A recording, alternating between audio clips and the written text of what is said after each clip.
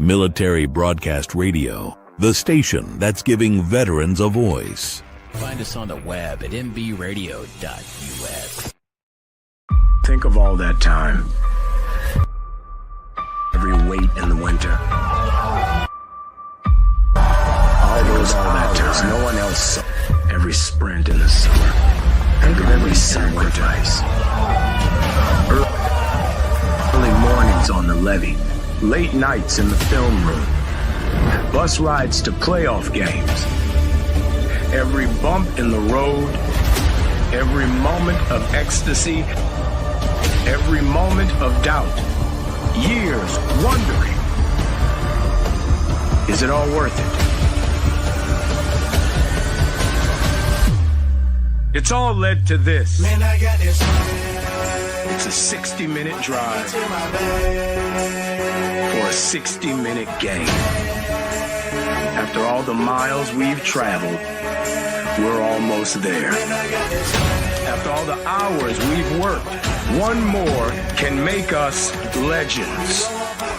After all that time, this is our time.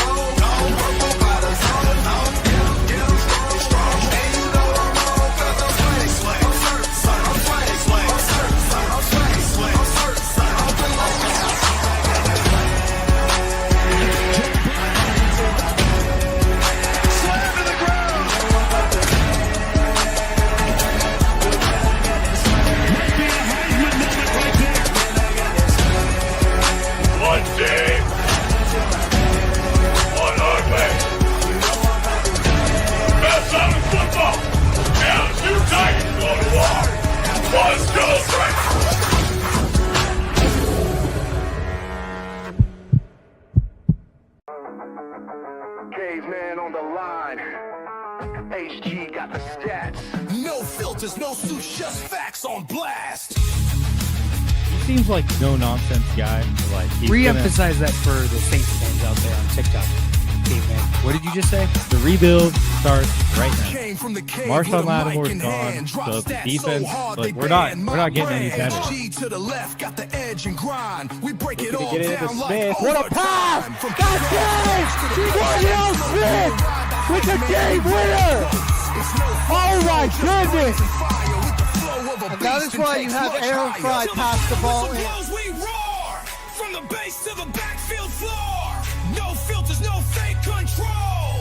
We So really, like you have you have the best quarterback in the league, arguably, the best wide receiver in the league, and you've got the best edge rusher in terms of total sacks in the season. And you're 4-7, and your playoff chances are hanging on by it. HG on deck, stats loaded and primed.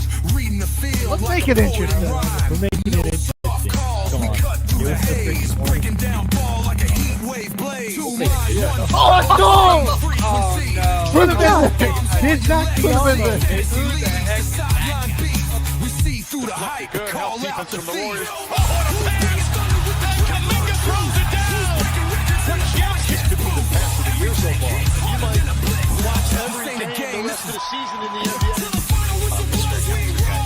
So don't you go saying that you're never going to see that. You're such a hater.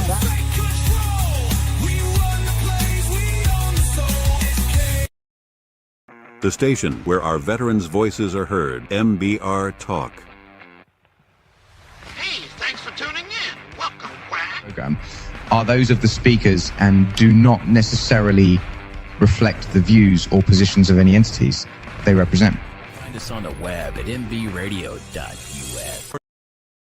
You are looking live at Till the Final Whistle, everybody. HG and Caveman in the house. Back for another episode of the Football Frenzy.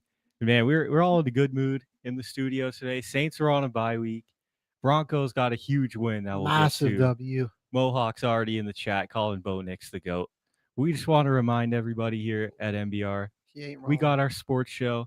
Me and HG love talking ball all day long. But don't worry. Don't ever forget, that military broadcast radio is all about helping out veterans and teaching you guys how to have your own show. So go check out the page, check out what we got to offer. We got a lot of different things. We work with a lot of different companies right now. Battleground Pro Wrestling, Die Tired, like sponsored brand with us. So we're doing a lot to help out the veterans as well. Got a extensive network. I mean, we can help you make a show about just about anything. So that's right. That's the first step is just going there with the website and checking this out. We'll get you taken care of. So maybe you can get your own sports show if you like talking sports as well. Well, Caveman, let's jump into a crazy weekend of college football and NFL. We had a lot of insane finishes, a couple more upsets, big shakeups to the top 25 again here. This didn't happen in the top 25 matchup, but I got to give a shout out to Missouri running back by the name of Ahmed Hardy, rushing for 300 yards in a huge game against. Is he an upperclassman? I believe so. I think he's a junior this year, maybe a senior. Oh, actually, he's a sophomore. Okay. Wow. So he's still probably got another. He's got some time to make a good case for himself. Another year or two. I mean, that was a Heisman type performance. I don't know if he's actually on the radar of Heisman voters, but he should be after that. For the next season. Where do we want to start in the top 25 rundown? Well, Friday night we had a couple of top 25 teams squaring off against some in-conference opponents. The Oregon Ducks finally back at home.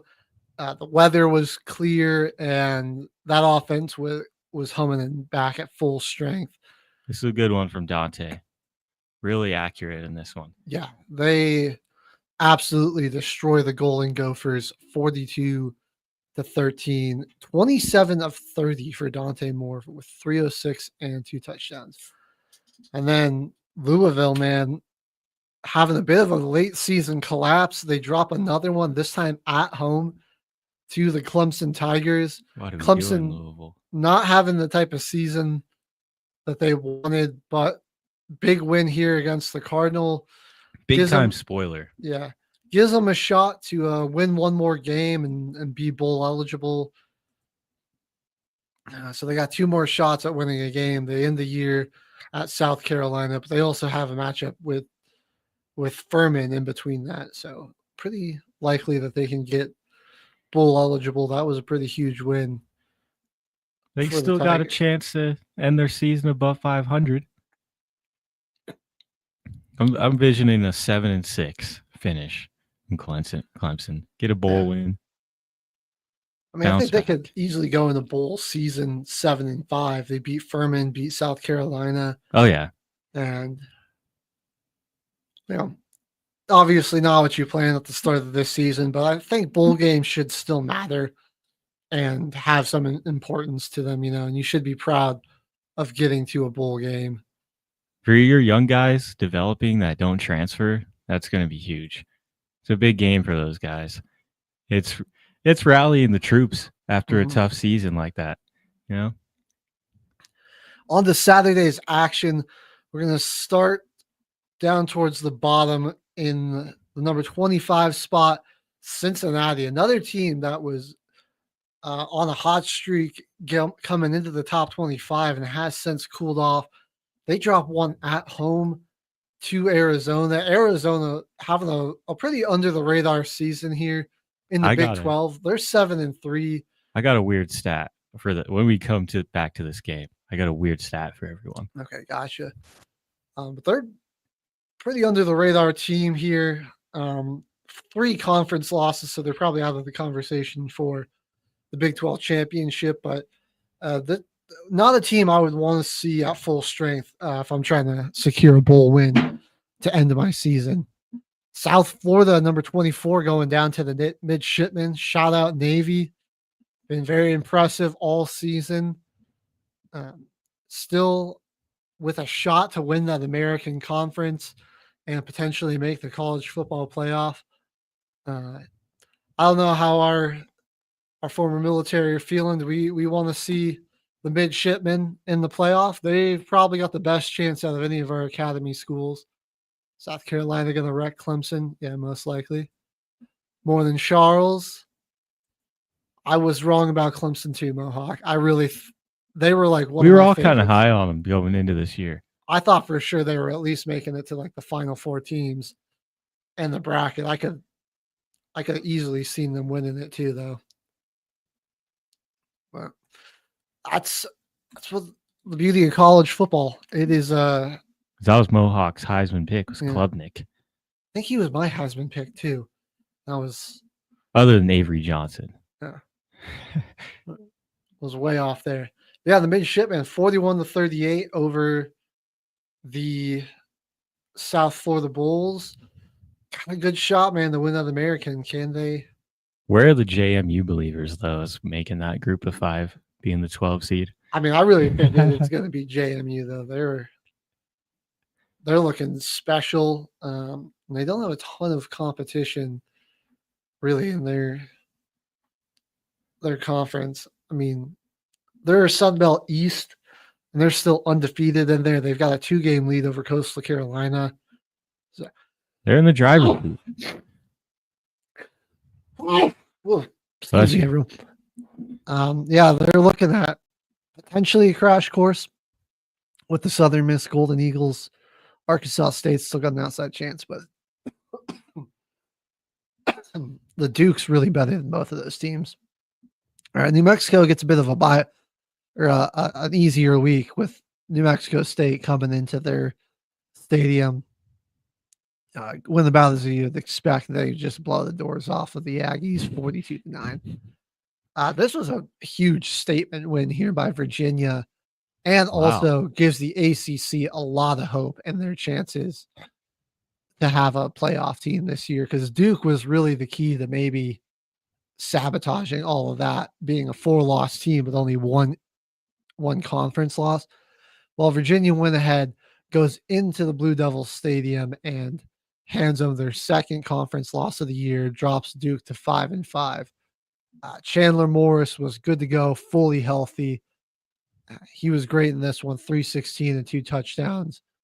The running back Taylor, $133, 2 touchdowns on the ground. 34-17, commanding victory for the Virginia Cavaliers. Michigan had to go into Northwestern and play. They're gritty this year, man. Yeah, gritty, tough Northwestern football team. It was definitely sort of a trap game here for Michigan. Underwood gave the ball away a few times, but they really got a great performance out of Marshall on the ground, 2 touchdowns and 142. Michigan squeaks out a win, 24-22. Keeping it in the Big Ten. Another trap game, dude. We had USC playing Iowa. Iowa has been a tough defensive team all year, but this USC offense, very efficient. Still looking at an outside shot to maybe make the Big Ten championship. I mean, it doesn't seem super likely with how Indiana's schedule finishes out.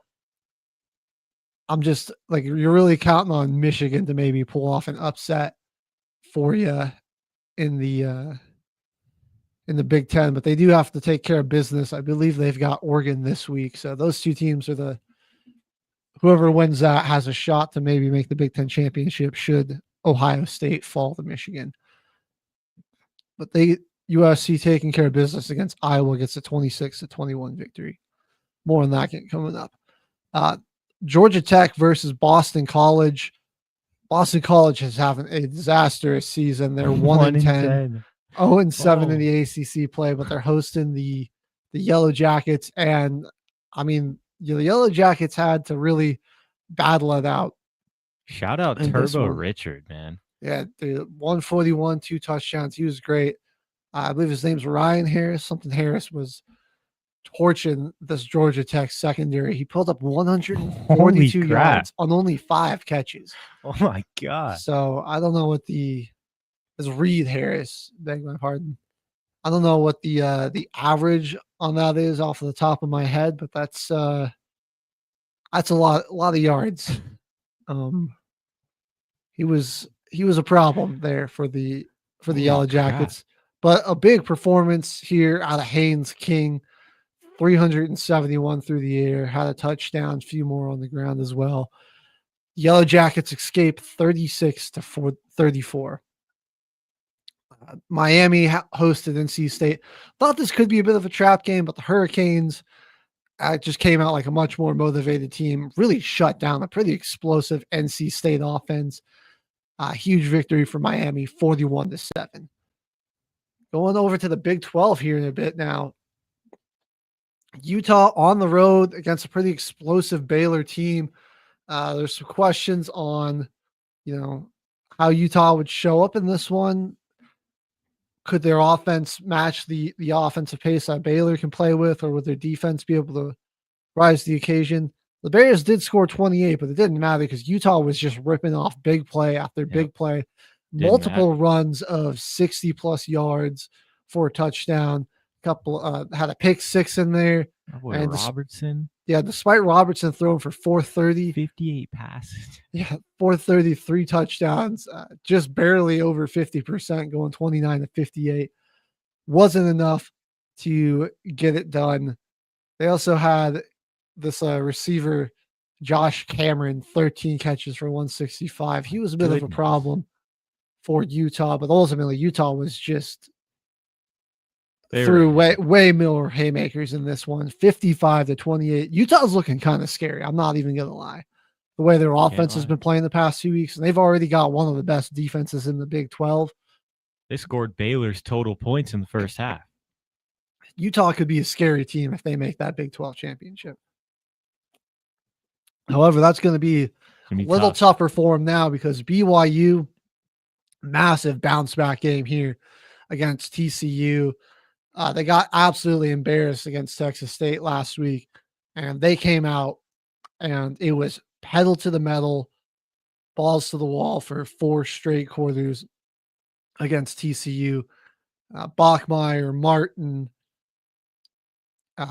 Parker, we're all just on another level here. 44-13. We'll have some more on the Cougars coming up here in a bit. They get the victory over the Horned Frogs. Notre Dame, if they can just win out now, I think they've officially secured a playoff berth. You go on the road against a good Pitt team that had just worked their way into the top 25. A lot of people had the Irish on upset alert in this one. And instead, they come in there and just dominate Pittsburgh for 4 straight quarters. Carr, Jeremiah Love, Malachi Fields, all just too much for Pittsburgh. And then that defense for the Irish shut down what had been a very good Pitt offense up until this point. Got the best player in college football on your team. Yeah. Number 4. He's probably Heisman favorite at this point, right? I mean, he's got to be. He's got to be. I think it's between him and Mendoza. But yeah, smart strategy. Just give the ball to Love 23 times. Let him do the rest. But huge road win for the Irish, 37-15 over Pitt. Ole Miss got into a bit of a battle here with the Florida Gators. Florida came out, gave them a very spirited effort, but a big defensive performance in the second half by Ole Miss, shutting out the Gators, and they scored 14 points unanswered in the fourth quarter to come away with a 10-point victory, 34-24. Kawan Lacey of the Rebels, man, this guy he's special. 31 carries, 224 yards, and 3 touchdowns. Vintage carry job by the running back there. Texas Tech is continuing their dominance over the Big 12. UCF comes to their building and they just stood absolutely no chance. 48-9 is your final for the Red Raiders. Georgia versus Texas. This was a huge game for Texas because this really was probably for their season and the chance to make the college football playoff. This is a big one.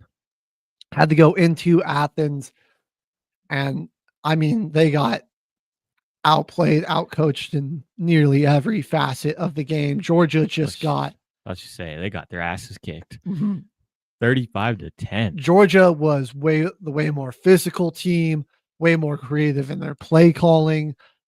I mean, this is like Texas has a pretty good defensive front, and this offensive line of Georgia just manhandled them, and they were after Arch all game with the pressure, forcing tons of turnovers. They hit him with a surprise onside kick, and it was a bit of a defensive slugfest the first 3 quarters. I mean, it was 14-10 going into the fourth, and then that's when the Bulldogs really just hit another gear and scored 21 unanswered in the fourth to pull away and pretty much scrap any hope of the playoffs this season for Texas. Forget what I was saying about that Manning moment. It might come next season.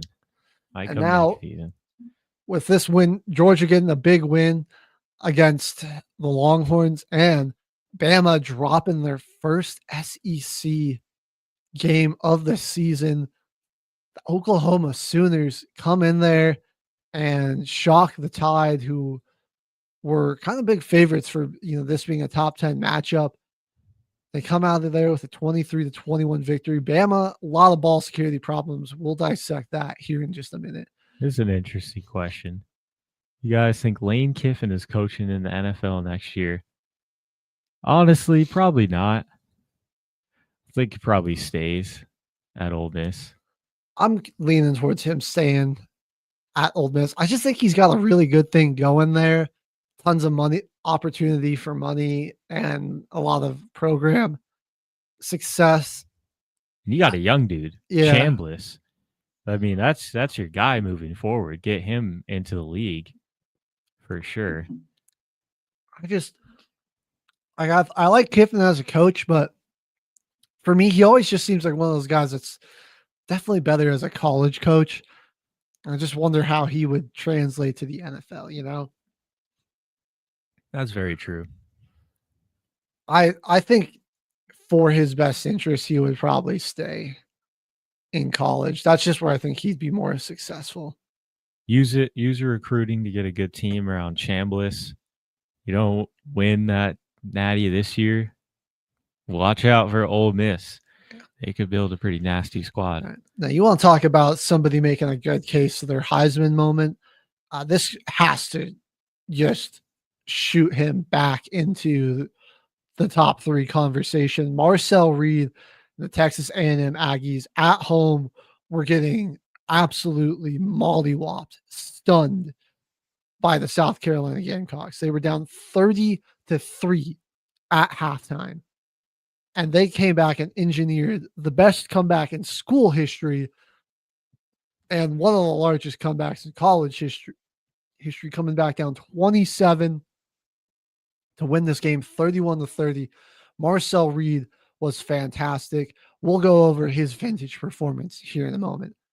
And then to round out the top 25, our other 2 undefeated top schools in the country took care of business at home against some bottom feeders in their conference. Wisconsin was unable to beat Indiana. Shocking, I know. They needed 24 yards from punts. the punter wasn't enough. It was all Hoosiers in this one, 31-7. Sending shots. And likewise, Ohio State was way too much for the Bruins. This game just got out of hand really fast, as you might expect. 48-10. Ohio State gets the victory. Honestly, if the Packers replace LaFleur with Lane Kiffin, I think we might see even more screens on crucial downs for the Packers. Although it is interesting you bring up LaFleur getting fired. That is something like I just know there is a little bit of there's some people getting fed up in Green Bay with LaFleur's play calling, and they want to see some results in the postseason. He hasn't really past like 5-6 years have been some disappointing results. Okay, man, I think we start with Marcel Reed and Texas A&M and what they did in this game. They picked up the OC, Colin Klein from K-State. Yeah. Great coaching in this one. I mean, Reed was bad in the first half. He did like 2 interceptions. I believe he lost a fumble as well. Yes, he did. Yeah. So, I mean, it was like 4 giveaways. They were giving up. The defense was struggling. They were giving up lots of explosives. There was an 80-yard touchdown, and this one from Nick Harbor. They were literally only getting beaten by the big play. Yeah. Jacobs also ripped off a 50-yard reception, and this one they're putting their defense in tough situations with a lot of short fields as well. And yeah, South Carolina was capitalizing on all those opportunities. But I mean, I'm kind of interested to know what that halftime speech was, because it was a switch got flipped. The defense all of a sudden was getting way more pressure, and Reed was just absolutely locked in. Ended up finishing this game with 439 yards rushing, 3 touchdowns, or 439 yards passing and 3 touchdowns. They basically had to kind of give up on the run game for the most part here, and he took over. And I mean, that's a big load to shoulder, right? And he didn't shy away from the moment. I gotta imagine, he didn't play great in the first half in this one, but the way that he rallied, and I mean, he carried basically all that burden of getting them back in this game offensively, because they didn't even run the ball. They had 64 total rushing yards. Yeah, it was mostly all his arm in this one, and he got it done. He played a fantastic game in the second half. You look at his receivers, man. Concepcion is so good. He was 58 yards. $158. Oh my God. Bethel Roman, 140 yards. We'll give it to him. Yeah. We're rounding up. He hit a big play late in this one, had a long of 76. Only person, they got the win, so that's all that matters. Mario Craver kind of disappeared in this one, big. And I think that, that it took with him not being as much of a factor in the offense, I think it took the Aggies a bit more time to get going. But I think there's some people are on the fence, where they think like this is not a great win for the Aggies, where I think this is a good win. This is what wins you want. Exactly. I think this really, if you're an A&M fan, this tells you like, okay, this is a championship caliber team, because how easy would it be to be like, oh, we're losing at home, and just to get down on yourself and to come out with no fight in the second half. They got 27 points at halftime. And I mean, they essentially in one quarter erased most of that deficit. It was a 1-score game going into the fourth because of 21 points in the fourth quarter. It was a pretty good game. Or the third quarter, rather. It was a fantastic game for the South Carolina. The defense just got to do a better job at keeping a roof on that thing. Nick Harbor is going to be probably a first-round receiver, I think. I would say the stats don't show it, but this 6'5", he's a track star. You saw the 80-yard touchdown. Nobody was catching that guy. Right. That was like DK hawking down Buda Baker on that pick. I mean, he's got a kind of DK Metcalf like build. He's big, huge too. Yeah, he's big, strong, got great reach. He'll probably be a first-round pick. Like this, you see the speed with that size. That's a tough guy to cover. Well, they just gotta do a better job keeping the lid on it, and let him get his, not on those big plays. Because when you're facing off teams in the playoffs here pretty soon, that's something that'll get you knocked out. Yeah. So the Aggies looking to finish their season undefeated They got a Samford. layup game against Samford at home this week. I mean, you want to say it's a layup game. You never know with this college football season, especially. And then on the road against Texas, who will be looking to play spoiler and maybe think that they have an outside shot to make the playoff if they get a victory there. Yeah, that was easily the best game of the weekend there with for college. That was an incredible comeback. We got back-to-back weeks where it's two top 3 teams kind of got shocked by a lower opponent in their conference and had to rally and come back, and I think that's really important to see, is just to not let that shock from a bottom feeder opponent kind of cause you to collapse on yourself. You're able to rally, because when you're going to be playing a playoff game against another top school, like, things are just going to go wrong, and your team is going to have to regroup and figure out a way to come back from that.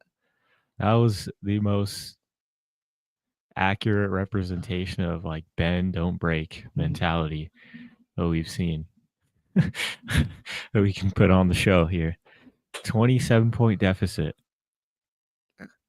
Well, you mentioned you had a stat about this Arizona Cincinnati game. I'm actually kind of dying to hear It's actually what that is. It's not really a stat. It's just kind of the fact of like, if this team beat BYU, which a game that they completely let slip. They were winning the entire game until it got led to overtime, 4th quarter drive by the Cougars. And they let this one slip. They're like completely outplayed. Bachmeier was forced to throw 2 interceptions against Arizona. But it was a tough game. It was a trap game earlier in the year. Like they could honestly be in the driver's seat if they did not not let that one slip to BYU and get pretty much ran all over by Connor Wakeman and Houston, because they were just calling QB draw. That's pretty much Houston's offense this year, is QB draw with Wakeman. Back-to-back losses against the 2 Cougars of the Big 12 really is what played a huge role in Arizona's fate this season.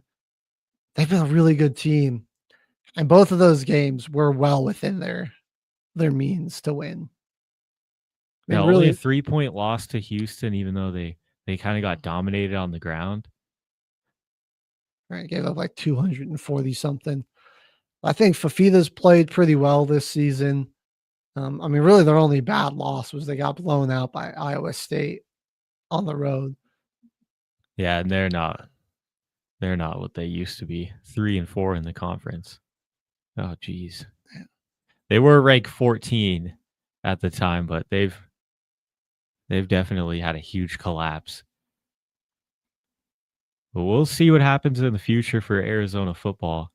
They got a huge game coming up tomorrow. They're playing at UConn in NCAA men's basketball, so I'll be sure to give everyone the pregame on that tomorrow morning on the regular show. What game you want to head over to next? Well, I guess we didn't really cover the Cincinnati-Arizona game at all. We only talked about their season. Yeah. Fafita, this is this cleanest game of the year. 23 of 31, 294 and a touchdown. He's been pretty accurate all season, man. 24 touchdowns to just 4 interceptions. And again, another great showing out here by him. Nearly 300 yards through the air. And again, like this Arizona defense that's very good at generating turnovers. They had Brendan Sorbsby looking really uncomfortable in this one. They got a lot of good pressure on him. He had 2 interceptions. And really, it was just kind of came down to a battle in the trenches. Both teams running the football really well, but Fafita just outplayed Sorbsby, and that was really the huge difference in this one. That in Arizona's ball security is, there were like a lot of like Cincinnati only lost this game by 6 points.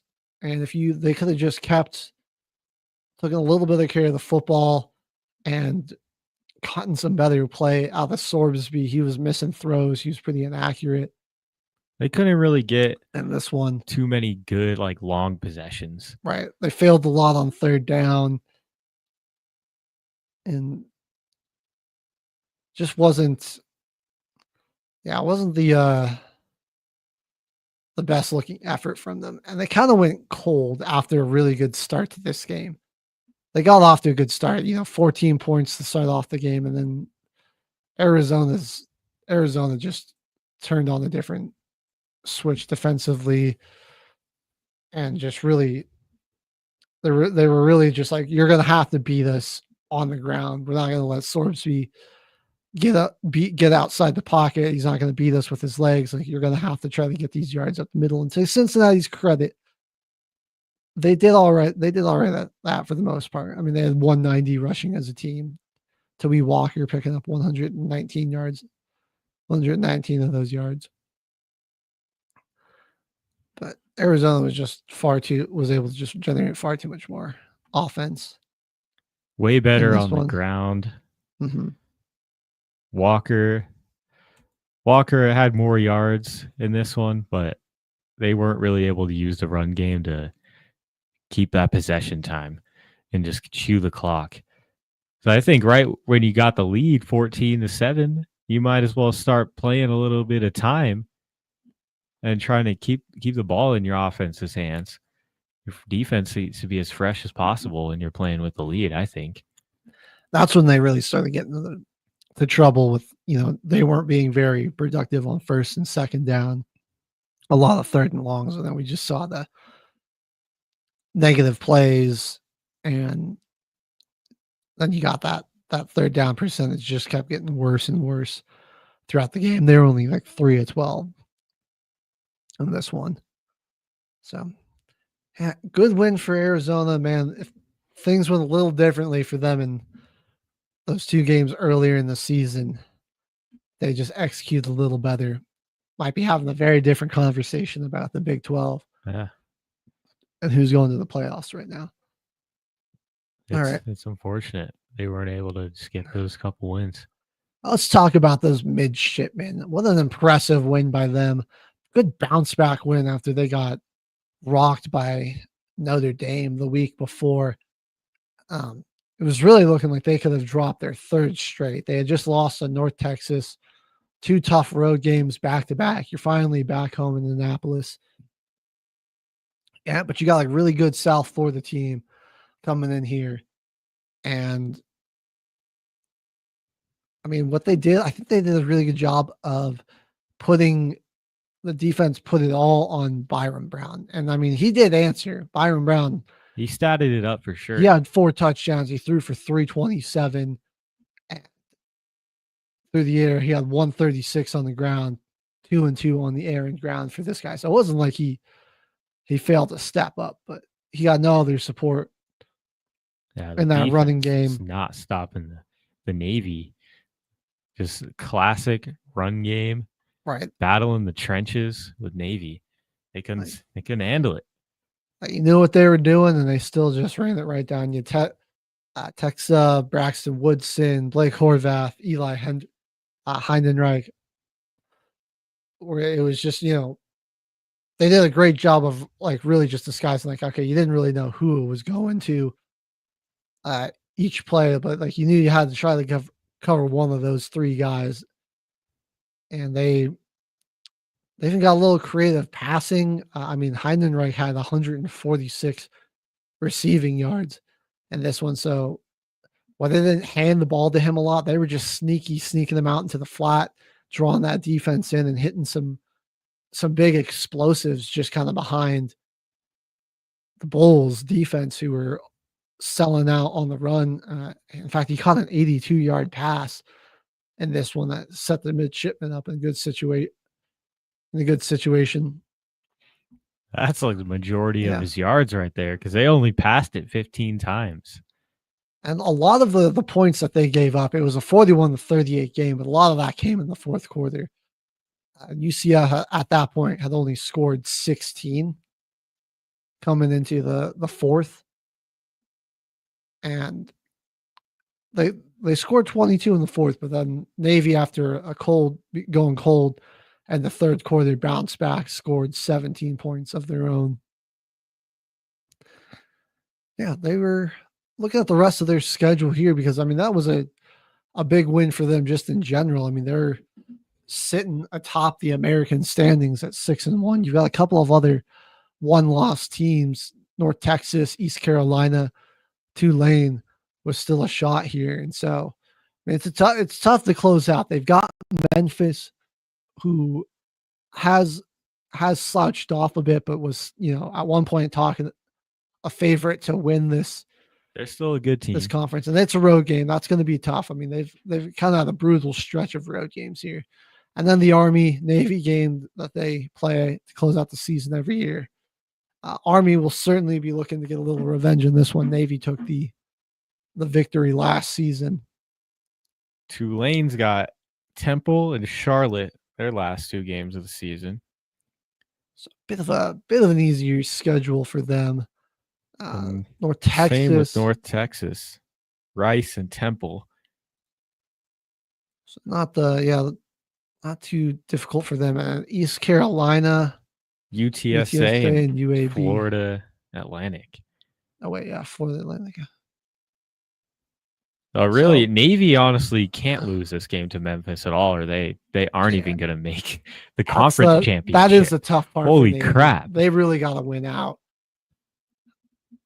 and we'll see. We'll see if they're able to do it. Drop some predictions. You think the midshipmen are able to get it done and get to the CFP? I think it would still be cool to see, but it does seem like it's going to be a very uphill climb. And yeah, they're in first, but it feels like an uphill climb. That's the weirdest part about it. I mean, because that's one of the biggest rivalries just in sports in general. So the Army Navy game, that's a huge, and it's a trap game now at this point. Army, not really much to play for except spoiler. And Memphis, that's just a tough place to go into and play in the American. I wouldn't want to be them. Moving on over to the ACC a little bit here. I just want to quickly touch on what Virginia did. Huge bounce back for them. Their offense the past 2 weeks had looked really bad. They barely scraped by North Carolina. While despite scoring 31 against Cal, it wasn't super pretty. They got into a dogfight with Washington State. They were, only scored 9 points at home and lost badly to the Demon Deacons. So this looked like a team that was kind of on the verge of a collapse after that Demon Deacons loss. But so to come out and really just handle Duke the way they did. Duke was out of this one for a while. 14 of their 17 points coming in the fourth. So, this game was over. You're looking at 31-3 going into the fourth quarter. Like Virginia was. That's garbage time scores right there. Yeah. Those shouldn't even really count. So Virginia really was in control this whole game. The defense was great. Mendoza, he was super uncomfortable. You could just see in his completion percentage. He was 18-35. He was missing a lot of people, rushing these throws. I think he felt some pressure or was hearing footsteps pretty early in this one. They got 4 sacks for the Virginia defense, but they hit the QB a lot as well. And he couldn't really get comfortable in the pocket. They were in the backfield a lot too, so they couldn't really get it's hard to get their running back, Nate Shepard, going. Only 43 yards for 8 him. Tackles for loss. Yeah. Holy crap. And then on the other side of the football, they just dominated everywhere. They had 224 yards as a team, 133 coming from Jamari Taylor, who also racked up 2 touchdowns for him. Chandler Morris throwing for 316, 2 touchdowns. Only thing I think he's got to clean up are the 2 interceptions. He was just trying to make too much happen. But they weren't super costly interceptions, if that makes sense. Like they just, for trying to maybe force something downfield in the double coverage and just kind of not seeing tight window throws, man. Or yeah, it's out of a 50-50 ball. I mean, when you're up that big, you're kind of just letting your guys sling it. I think coaches kind of just using that as film, learning experiences for as they move on in the season. For Duke on the other side, man, just look for the future. Darian Mensah's a sophomore. Nate Shepard's a freshman. Let's check out Landon King. He's a senior. Jeremiah Hasley, you might have him for another season. But use this offseason to get yourself some solid receivers and some O-line guys to help out Mensah and Shepard. It's not a bad young group. 4-2 in the conference. I feel like they'll probably have to they'll have to be good at replacing some talent on the defensive side of the ball as well. But that's really where they're shining this year, just not in this game. All right. Well, on here, we're going to go talk a little Iowa USC. What a game right here. Was prime time, just premium trap game for anyone in the Big 12. Very Iowa type football, or they just Big 10. bogged down this game. They ran the ball really well. Gronkowski, or I think that's how you say it, Gronowski rather. 12 and 19 for 132. So they didn't ask him to throw it a whole lot, but he made some good throws when it counted. Did have an interception and 1 touchdown in this one. 12 and 19, I guess that's pretty accurate. Yeah. So then was making the throws for the most part when they needed him to. But again, average of 7 yards. Oh God. But dude, again, the 3 M's are just too much. Mayava, Miller, and Mackay. Yeah, dude, Mackay Lemon is having himself a fantastic season. What's the wide receiver award? That's not the Blitnikoff, is it? Yeah. It is. Yeah, Okay. that is. Yeah. I mean, he's got to be a front runner for that, dude. He is having a fantastic season. 1,000 yards, 8 touchdowns, 71 catches too. I think you kind of look at him, you're like, he seems like he might be an undersized wide receiver at 5'11", 195 against these corners in the Big Ten, but he's been just carving them up, man. Yeah, nearly 1,100 really yards, 8 touchdowns. He is such a fantastic route runner. That's what I really like about him. He outsmarts the defensive guys. I think that's a big part of it too. It's like, and he's just so crisp coming out of these cuts in this route and everything too. Like he just, it's pretty fun to watch. Think of beauty, really. Then another good game out of Mayava here with 254. He was pretty accurate. And then, man, King Miller was really like 19 carries for 83 yards. He was grinding out yardage for him on the ground. And then they let Byron Jackson vulture goal line touchdowns from him. Byron Jackson. My gosh. 4 carries on this game. 2 of them were 14 touchdowns. yards and 2 touchdowns. He had a long of 9. On. So it was like they were just going to him on the goal line. I mean, I want to reward my running back that's been just grinding it out. I know, right? All Especially football game. If that long of 9 was a 9-yard touchdown run, why you got the power back in when you need 9 yards to gain? There's still an opportunity to roll out pass, set up something on the outside. Like you could there's a lot more you could do there than just straight up go die hard to the power run. Especially USC. I mean, you got Jaden Mayava. And that Trojans defense pitch in the second half shutout. That was big time from them there. All right. What do you say we take a quick music break before we finish up the rest of our college football rundown, HG? I like that part, and then it sounds like a good idea. So stay tuned with us. We're going to go ahead a quick music break. When we come back, we got plenty more college football to break down and crazy week of NFL action. You're watching Till the Final Whistle Football Frenzy. You're on Military Broadcast Radio. In the proud spirit of America and in the proud spirit of our great country. Just got three things to say. God bless our troops. God bless America. And gentlemen, start your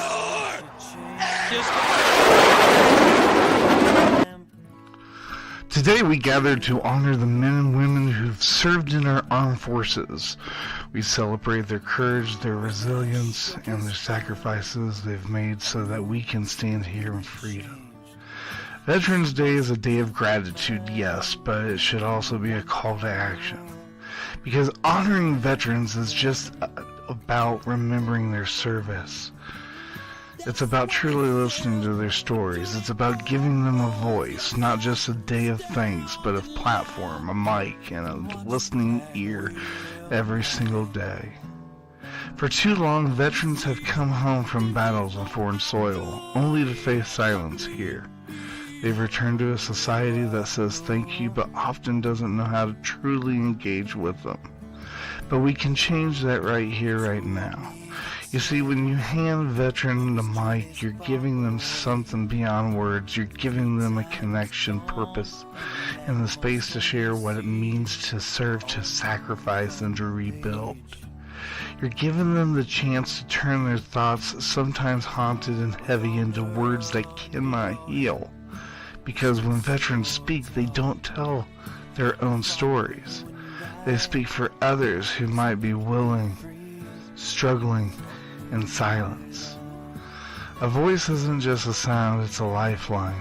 And when we give veterans that voice, when we make space for their perspectives in our communities and conversations, we're not just honoring their past, we're strengthening their future.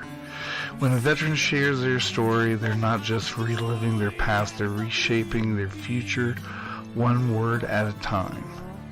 So today I challenge each of us to give a veteran in our lives the chance to share. Listen, to not just reply, but to understand. Let their words sink in and be transformed by their experiences. Because a veteran with a voice is a veteran with power. Power to lead, to heal, and to inspire change. Let's give our veterans more than our thanks. Let's give them the mic, the platform, and our commitment to listen. Because then they talk. We all grow. Thank you. The station where our veterans' voices are heard. MBR Talk. Hey, thanks for supporting our channel by watching and listening. Find us on the web at nbradio.net. You are looking live at Till the Final Whistle, everybody. HG and Caveman back in the house. And let's get into some more games. More college football action. Where do we want to start? Do we want to keep it in the Big Ten? We had a really close game. Another one in the ACC with Georgia Tech, Boston College. Could swing it over there. Got a couple more Big 12 games. So I want to discuss this Boston College game a little bit too. I got this was a pretty shocking, final just with how bad Boston College has been all year. They really gave Georgia Tech a lot of problems. But you see a big rally, especially late in this one, 19 points in the fourth quarter by the Yellow Jackets. And yeah, Haynes King, I thought was really good in this one. He was pretty accurate with the football, only 8 incompletions. He's 26 of 34. And no turnovers. Took care of the football and got his team down the field. 371 yards passing, only 1 passing touchdown. But then they got it into the red zone and they punched it in with guys like Malachi Hosley. Jamal Haynes got one. Jordan Allen had the big touchdown run. I believe it was a 55 yarder. And this one. The freshman wide receiver on a little end around, I believe. Yeah, they just get good play calling, just letting them show off some of that speed. and just try to get them into the open field. So this is another one of those games where, like, you expect Georgia Tech to really win this handily, but you've got Boston College fighting you tooth and nail. And I mean, this was just a really easy one for you to potentially drop. But the fact that they didn't, and then they really were finally able to kind of impose their will over Boston College in the fourth quarter. Look at that. You take away the first three quarters when it mattered the most. 19-6 was your final score. That's how you outscored them. Despite kind of dragging the offense, kind of dragging all day, the defense giving up big plays. They just locked it in at the end. Eric Rivers, Malik Rutherford, Malachi Hosley, like just big guys making big plays for this offense. Just making things happen. Haynes King was putting the ball where it needed to be. His guys caught it, or Malachi Hosley found that hole, made the right read in the backfield, and got where he needed to be. And they just locked it in when they needed to. And could this be a good wake-up call for Georgia Tech? Right? Like, you didn't lose. Like, you're able to still come away with a win, but like, man, you were playing a 1-10 team, or at that time 1-9 football team that has been just awful all season. Nothing to lose. Kind of go on the road and almost lose to this squad. And so now you're like, okay, hey, like, wow, we gotta kind of refocus our energy and our efforts here to finish off the season, because you got Pitt and Georgia, both home games, but two massive games coming up for you to end out the season.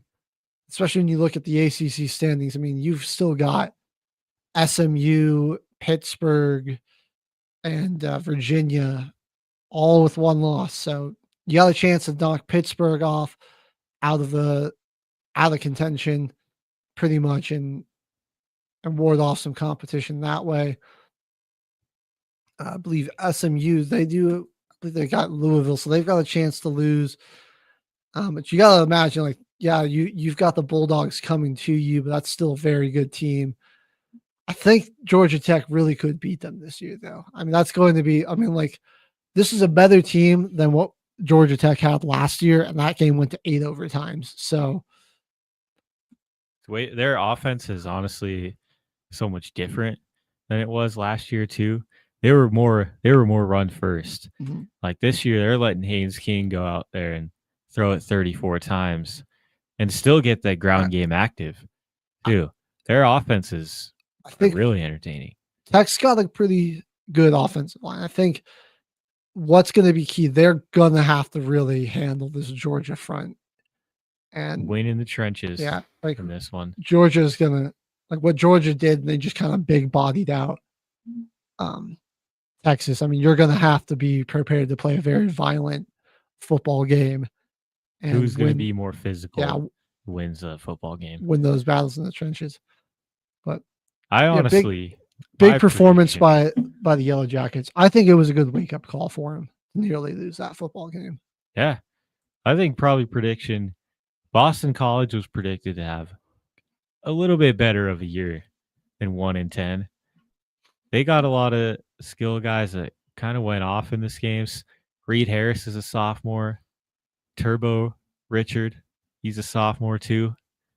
Maybe these guys hit the transfer portal at the end of the year, because it was kind of predicted for them to be a little bit better than they were. And like they're putting on some showings, even though they've lost 10 games. They haven't won a single conference game, but like these guys are still getting theirs. They could potentially get poached. Well, to keep it on one ACC team, let's go over the Pitts game against the Fighting Irish. We mentioned Notre Dame was just a force to be reckoned with. The best player in college football. Yep. That spin move on his 56-yard run, that's his Heisman moment right there. That was like a Barry Sanders cut, HG. That was insane. It's unreal the way he can move. We need to get that clip in here. it's just like his blend of speed, agility, and power is so unique. You don't see usually like a running back that's just got all three at such a high level like he does. He's insane. I mean, he can run you over. He'll hurdle you, hit you with a crazy spin move, juke you out of your socks, and then you get into the open field, and I mean, you're not hawking him down. He's going to take that to the house if he hits that second level, if he gets behind the defense. It's very rare that somebody's fast enough to catch him. I think somebody else that we haven't been given enough love to rather here on the show for Notre Dame, Malachi Fields. True. Has been having a fantastic season, and he's just been the safety blanket for CJ Carr, the true freshman quarterback.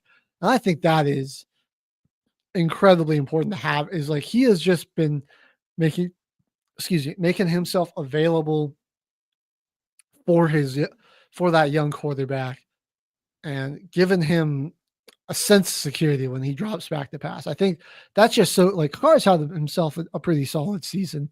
That's who I was going to say. We also haven't been giving enough credit to, man. Yeah. Because he's really revamped this offense too. They weren't passing nearly at all with Riley Leonard last year. So you look at like Fields' numbers, they're nothing gaudy. I mean, he's only at 600 yards and 5 touchdowns.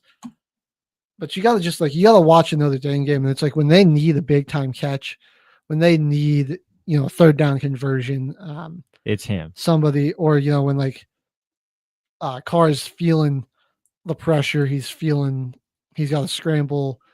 Like he just always works himself into a spot to be available for his quarterback. Next year. Huh? He needs to be a Bronco next year. I think Mohawk's talking about Malachi Fields. I'll take that, man. That would be pretty sweet. Guy that just knows how to get open. I mean, he's got pretty sick physical attributes. 6'4", 223. So if the Broncos draft a number 1 caliber receiver, though, is Sutton gone? Nah, we just extended him. So Sutton will still be there, but like, would he want out? Maybe he was talking about Jeremiah Love too. I mean, that's also true. I'd put Jeremiah Love back there. That would be crazy. I like you, RJ Harvey, but I think like Love would be. Yeah, Love. He's talking about Love. He's got a real chance to be a generational talent. Okay, yeah, I like that, dude. Love would be nice for this team. Harvey would still be a great receiving threat. Like I think he could still do a lot of creative things. In the running game, I don't know. He's got to find his confidence, RJ Harvey. It feels like he's hesitant to hit the hole when he does get his opportunities. Mm-hmm. Like Chiefs game, I feel like he could add a lot more yards if he just hit the hole and attacked and just ran a little bit more physical. But we'll get to that NFL talk later. Certainly. It would be a sick duo with those guys. You got anything on Pitt here? Because I think Mason, I always mess up his last name, Heinz Stechel, really looked out of his element. And this one, he was kind of coming into, I believe he was filling in for Eli Holstein, who had to leave this game with a bit of an injury. And just neither quarterback really looked super comfortable back there. And the offensive line for Pitt, that shows me some concerns just against a really good defensive front that they would have to play if they made the playoff. I don't think it's going to be a great chance for them. I really think Georgia Tech can beat this team, especially on the road. We've seen teams bounce back after getting, manhandled the week before. But yeah, you look at Georgia Tech, they just seem like they've got a lot more confidence at the right time where Pitt is sort of might be engineering a late season collapse. I hate to say, because they were They were They definitely faced an a- exciting prospect, but like they're still in it. They still only have one ACC loss. So that was just their second loss at home. yeah, They're not a bad team at all. they really aren't. They faced a really, really good defense. And Heinzel, like you were saying, just pressured. The one pick that he did throw, the pick 6, was literally in a clean pocket though. Just trying to force a throw, trying to make a play happen. All right. Well, we're going to talk. These are some blowout games, but they're about some really scary Big 12 contenders here. First, we're going to go with the Utah Utes. And Huge win. I mean, they put up 55 points with 103 passing yards. They could not be stopped on the ground. Devin Dampier got hurt briefly, and this one, he comes out, and his replacement, Bird Ficklin, comes in, rips off a 74-yard run for a touchdown. I believe he also came in and had another long touchdown run. Yeah, I know he ended up with 2 on the day, 6 carries for 166 yards. On 6 carries is their leading insane. rusher on 6 carries. on 6 freaking carries. Wayshawn Parker ripped off a 64-yard run. And yeah, Baylor, Sawyer Robertson was throwing it all over the field. They just got down by so much so early, and he was trying to get him back into this one. Had a pick 6 in this one, ended up throwing another interception. And that was a pretty big pick 6. Elijah Davis ended up taking, I think, 60 yards even on that one. 65, beg your pardon. Yeah, it was just the big plays out of Utah's offense. I mean, in the way they just absolutely manhandled Baylor up front. I mean, they were just like running through huge gaps all game. And I mean, to their credit, like you look at the passing numbers and you're like, is that something to be concerned about? And I'm like, I really don't think so, because they just didn't have to throw the football. No, they didn't have to. They like to run the ball, and Baylor had 0 answers for it. 380 yards and 5 touchdowns on the ground for Utah as a team. They were averaging 8.8 yards a carry. I mean, like if you're a coach at any level, if you're getting 8 yards almost every carry plus multiple explosive run play touchdowns like that, yeah, I'm going to just keep handing the ball off, because we're going to just not give your offense a ton of time to engineer a comeback. I'm going to just take it down the field. I'm probably at least getting 3 every drive if I'm getting almost 9 yards carry in a game. BYU better not lose these next 2 weeks. I'm saying, dude, Utah, the past few weeks, my big question for them this season was always going to be their offense. There had been some stretches where that had gone cold, and you look at some of their losses where it just didn't look so great. Against Texas Tech, yeah, I mean, their offense was non-existent, and that took them a while to get going against BYU. But then you look at the past 3 weeks, so obviously some teams not as scary, but they put up a bunch of points on Colorado. They put up a bunch of points on Cincinnati, who was a pretty good team, and then 55 here on Baylor. Yeah, I mean, they have over 100 points in 3 games.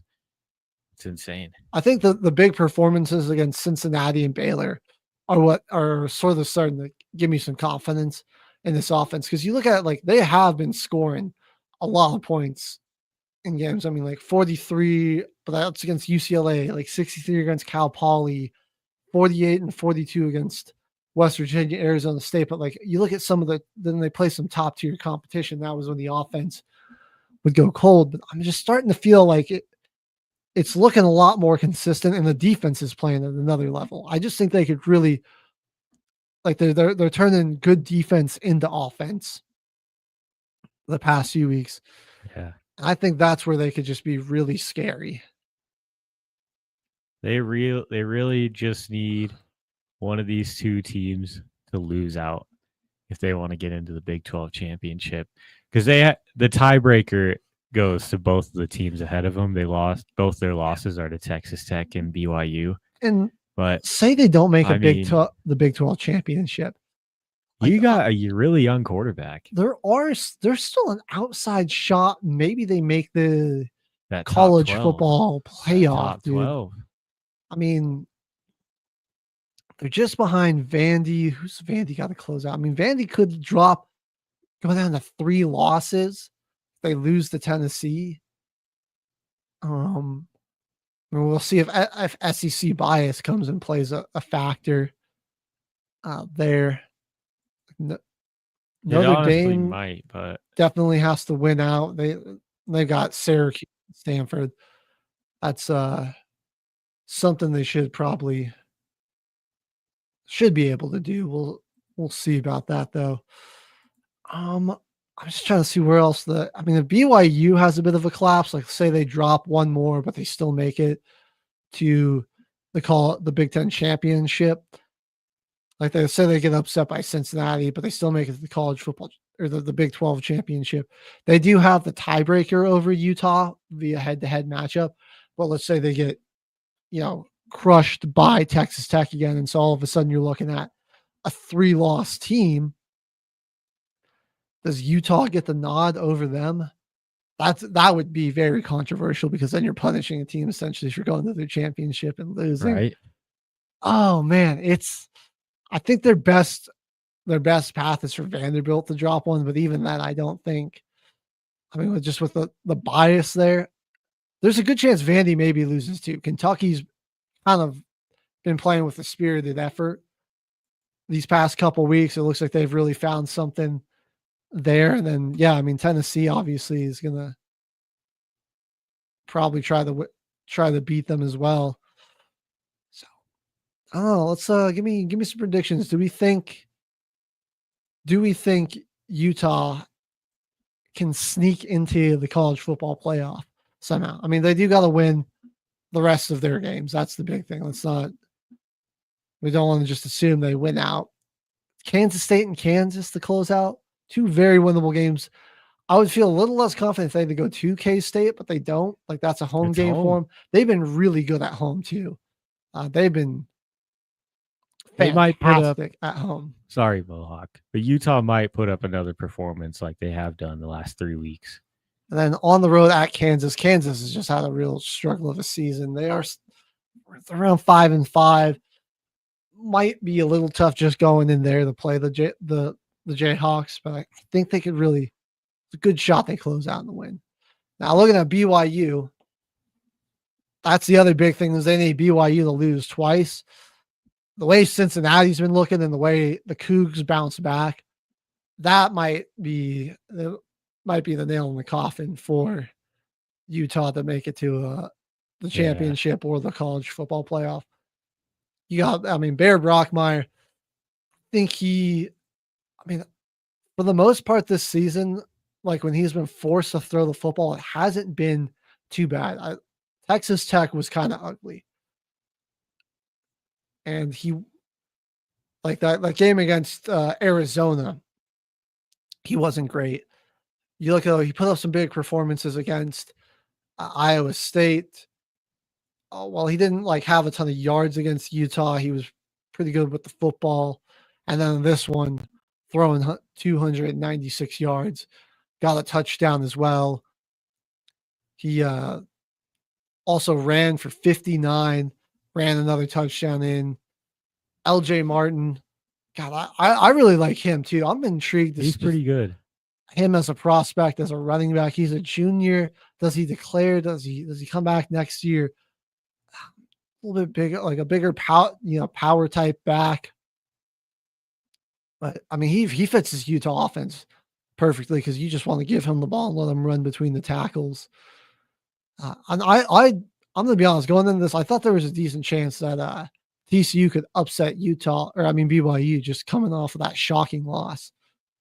I thought TCU's had some vintage performances this year. It was a team that, had they not squandered some opportunities, could, maybe be in a very different situation.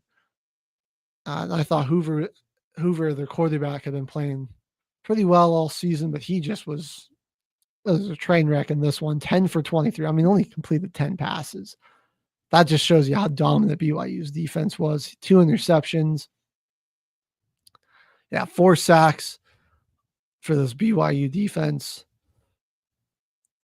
I think they got I really think it's possible for them to play like this the next 2 weeks. And it's a road game against Cincinnati, but Cincinnati's been struggling. I think they can go in there, take care of business against the Cougars. And then you finish your season off against UCF. UCF's been just atrocious in Big 12 play this year. So you probably come away with the 2 big wins there. Get your shot again at Texas Tech. They could honestly get a chance. They could get another shot at it. All right, then we got to say, like, thinking about this, like, I mean, even if BYU or Tech loses in the Big 12 championship, I think if both of them make it, they've both got the resume and the performances to be playoff teams, right? I think so. Well, yeah, we'll see. Because I'm really looking at Georgia Tech to come out of the ACC. I think that'll be our lone ACC team. Really. Yeah, they kind of closed the door on that. I mean, you're looking at this like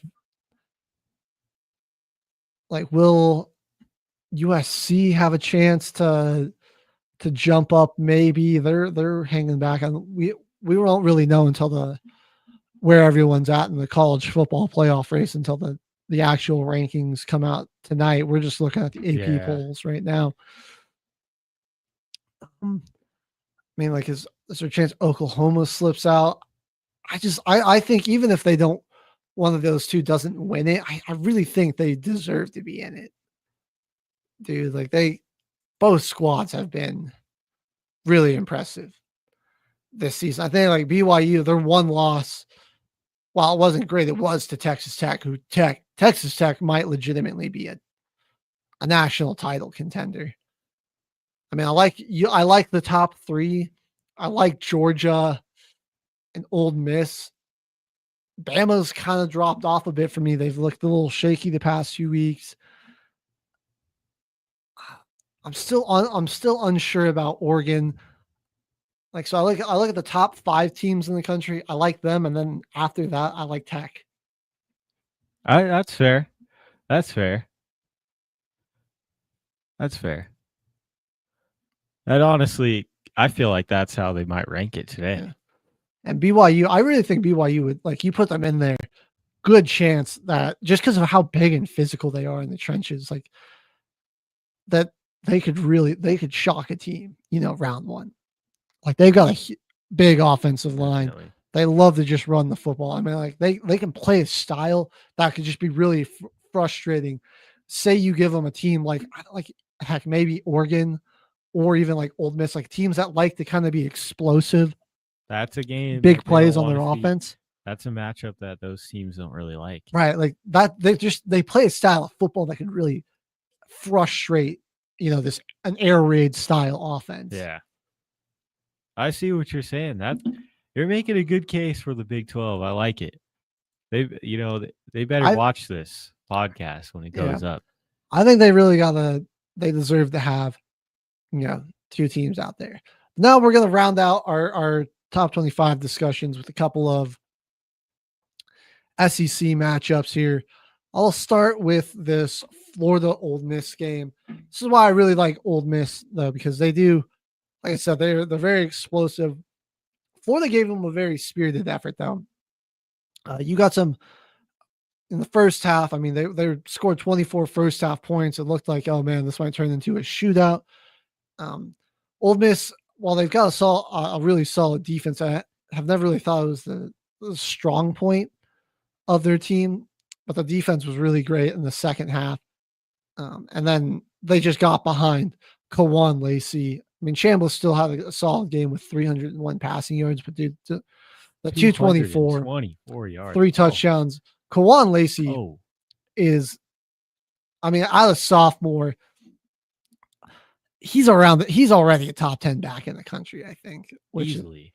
maybe top 5. I mean, I'm hard pressed to think of 5 guys better than him. Just like what he's been able to do against his level of competition. It's such a young player, dude. I mean, he is 3rd in the country in rushing yards. You look at the guys ahead of him, like Ahmed Hardy, who, yeah, obviously he's a beast. Jeremiah Love is just behind him. You've got Emmett Johnson from Nebraska, who's been pretty solid.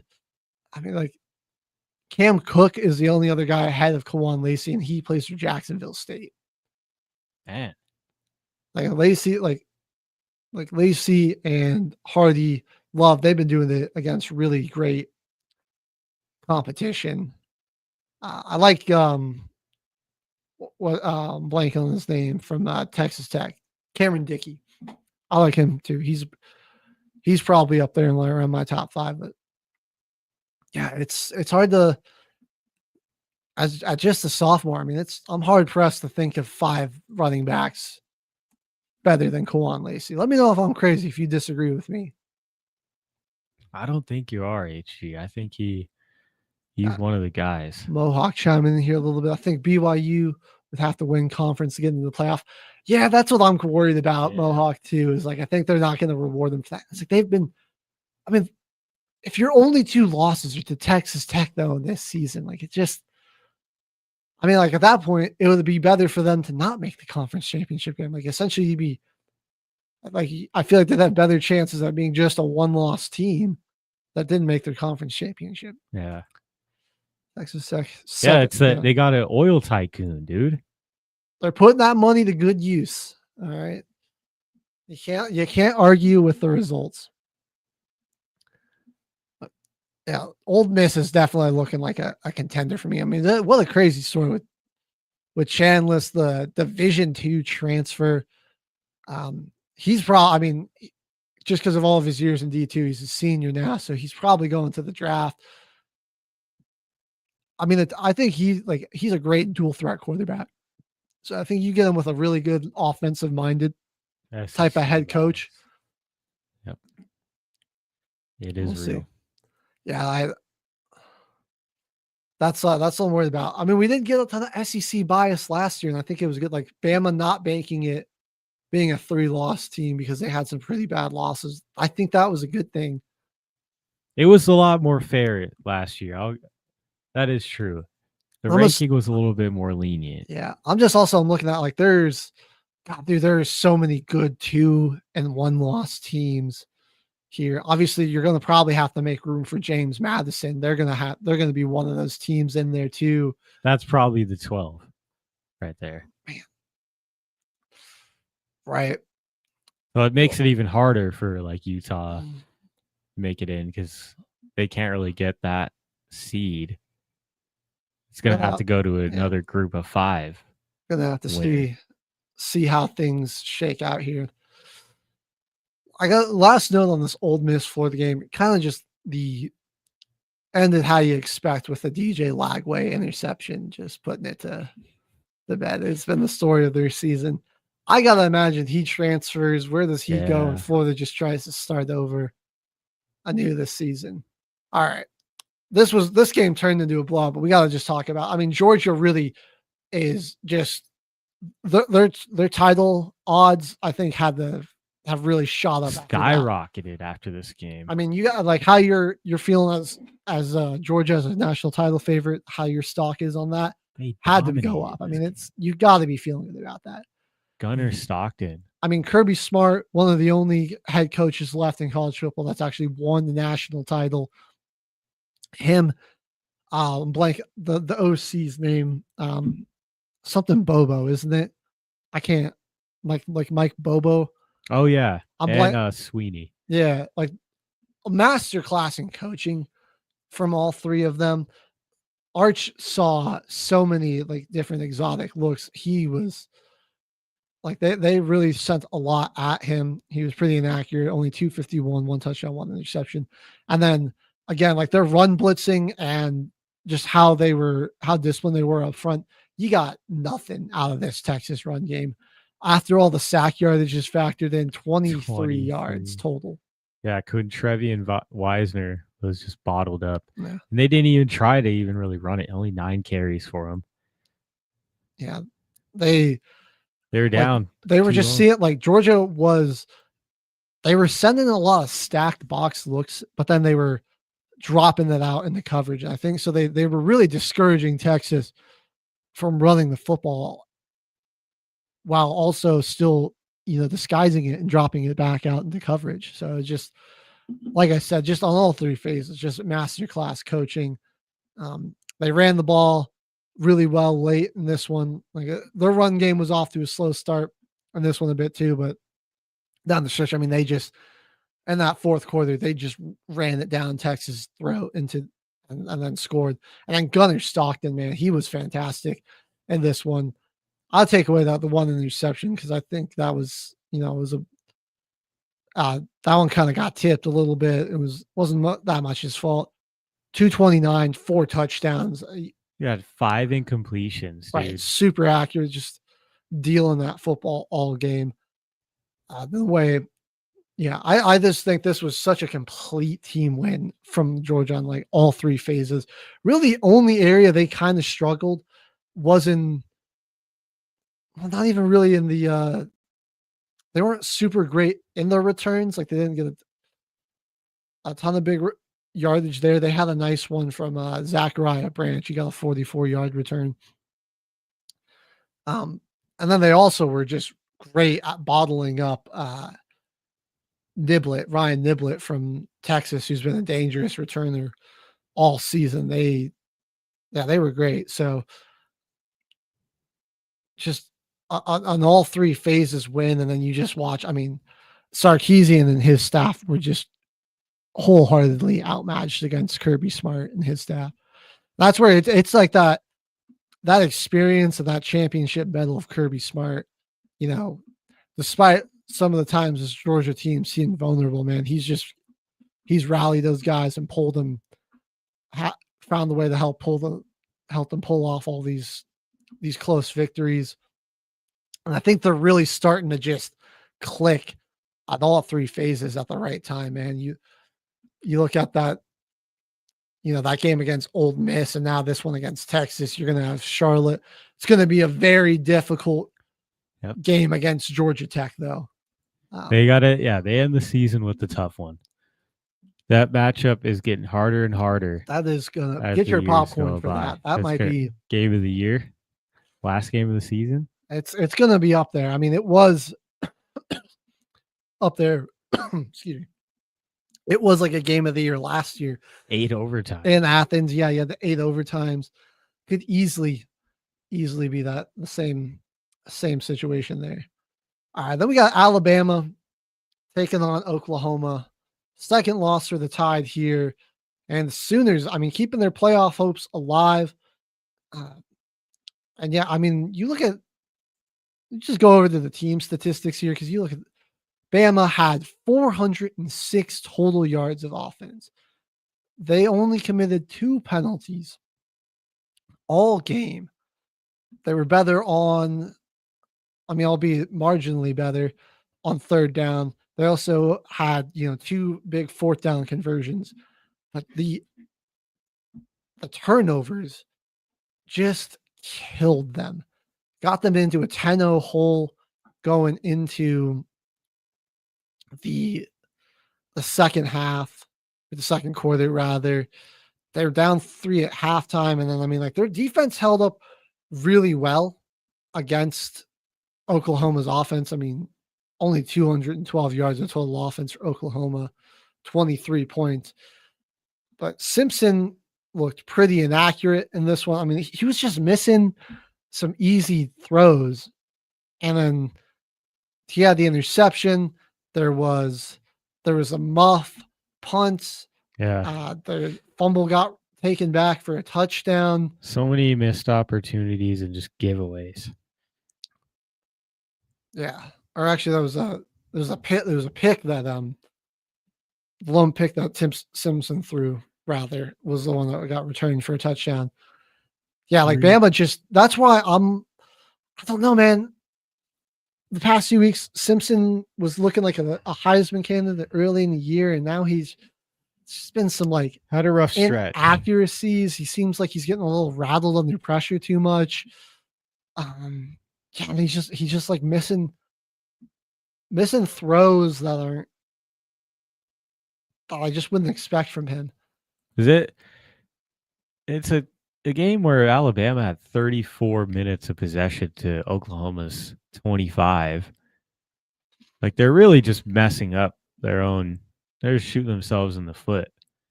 Not a lot of penalties from Bama, but just couldn't really get accurate in the passing game. And your running game was only in like short. They were power runs up close to the end zone. Yeah. I just think the Tide have been looking shaky. I'm not quite out on them. We've seen them be very dominant this season, and they beat 4 straight ranked opponents in a row. Some of them in some pretty convincing fashions. Tennessee, Vanderbilt. Yeah, this one's just a tough loss. And then it was just like barely escaping South Carolina. LSU, if their offense wasn't so anemic, could have probably won that game against them. And yeah, they outgained Oklahoma by almost 200 yards in passing and just total yards. Right. How did they even lose this? I mean, you've end the season Eastern Illinois. Trap game at Auburn. Like that. I know. They got the. That's not an easy game to end the year. I just feel like, dude, if you drop that one against Auburn, now we have to start having some uncomfortable conversations.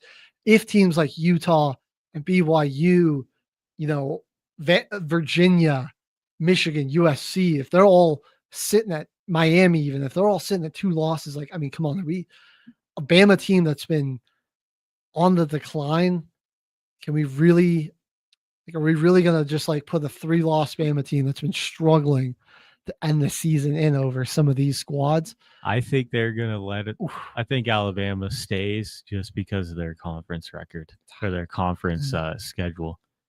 At Georgia, Vandy, at Missouri, Tennessee, at South Carolina, and then LSU, Oklahoma. Big news from Joel. Nearly. The Roku is fixed for anybody that kind of watch on Roku. Any Roku viewers, it's all up now. Hey, Strain, hope you're enjoying your cruise and having a relaxing vacation. I don't really know. I think he's back.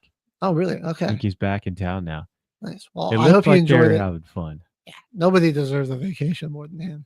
I'll show you some of the pictures he was taking on Facebook when we were on break. I saw the one with the dolphin. That was. Oh yeah, that one was cool. That was cool. That one was cool. Yeah, I mean, let us know, man.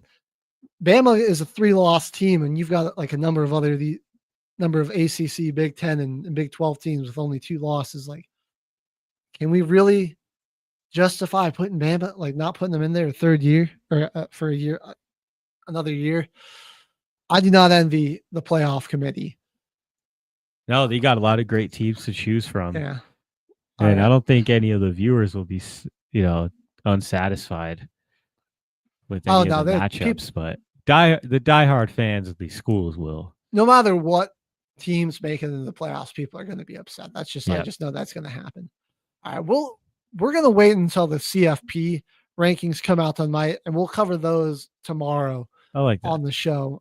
That'll give us a better chance about where everyone's going to be at in the playoffs, and we can start mocking up some potential playoff brackets as well. We're going to take a look ahead before we go on music break here, though. So what we got going on in the top 25 next week. We're going to start at the bottom here because we got Cincinnati still hanging on to that 25 spot in the AP poll. We'll see where they actually finish in the put Arizona in the college football one. I mean, honestly, at this point, put Arizona. They got BYU home game for them. They might be looking to play a little spoiler, but yeah, the Cougars are looking really good. I think they might just maul the Bearcats in this one. Tennessee has got to go to Florida. Florida looking to probably play a little spoiler. I think Tennessee just wants to finish the year strong. Definitely don't want to lose anymore. Maybe they can, if other teams collapse, they're probably still playing to have an outside shot at getting a shot at the playoff, but they are the 23rd ranked team in the country right now. Another massive game that we got coming up here. This is going to be Pittsburgh playing Georgia Tech. Oh, huge game. See if Pitt bounces back On on the road for Pitt. I mean, how are they going to contain Haynes King, who's, got 3,000 scrimmage yards this season? Crap. 2,259 passing, 807 rushing, 24 total touchdowns on the year.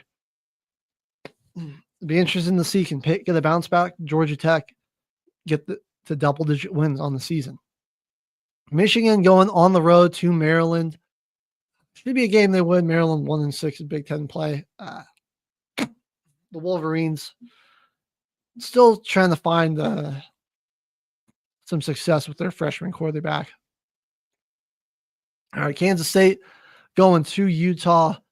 The Utes looking to continue the roll. Will that defense, Avery Johnson has been playing really well this year, but that Utah defense has been dangerous all season. They'll be looking to get after Avery in this one. Home game too, man. I think the home crowd behind that case. Iowa trying to get a rebound after dropping 2 straight. They got Michigan State this week. Home game for them. Michigan State got some exciting young talent and everything, but they're 0-7 in Big Ten play. And they need some more time. Unfortunate. Yeah. I think just on the road, young quarterback against this Iowa defense is going to be a little too much for the Spartans. Kentucky game, I'm putting Kentucky against Vanderbilt. I'm putting the Vanderbilt on upset watch here. It is a home game for Vandy, going to be in Nashville, but Kentucky's been showing some spirited effort past few weeks. Really seems like they've got some things figured out on the offensive side of the ball. 9.5-point favorites for Vandy, but I could definitely. That might be, if you're better, I might take Kentucky in the points. I think I could see them causing them some problems. The spread on that is a little too big. Let's see. Although Vanderbilt is coming off of a bye week. All right. Texas is going to be hosting Arkansas. They'll definitely be looking to get a bounce back win against them. Taylor Green might give we've seen him kind of explode against some good defenses, might give Texas some problems, but they're definitely I think Texas will probably come away with a win there. Notre Dame hosting Syracuse. Should be all Irish in this one. They're just a much more talented team. You've got a massive game here in Eugene, Oregon. The Ducks are going to be hosting USC. I think the winner of this game holds on to any outside chance of making the Big Ten championship. And if Ohio State or Indiana somehow drops one, USC, this game's even bigger for them. This could knock either squad potentially out of the playoff or really just hurt their playoff chances.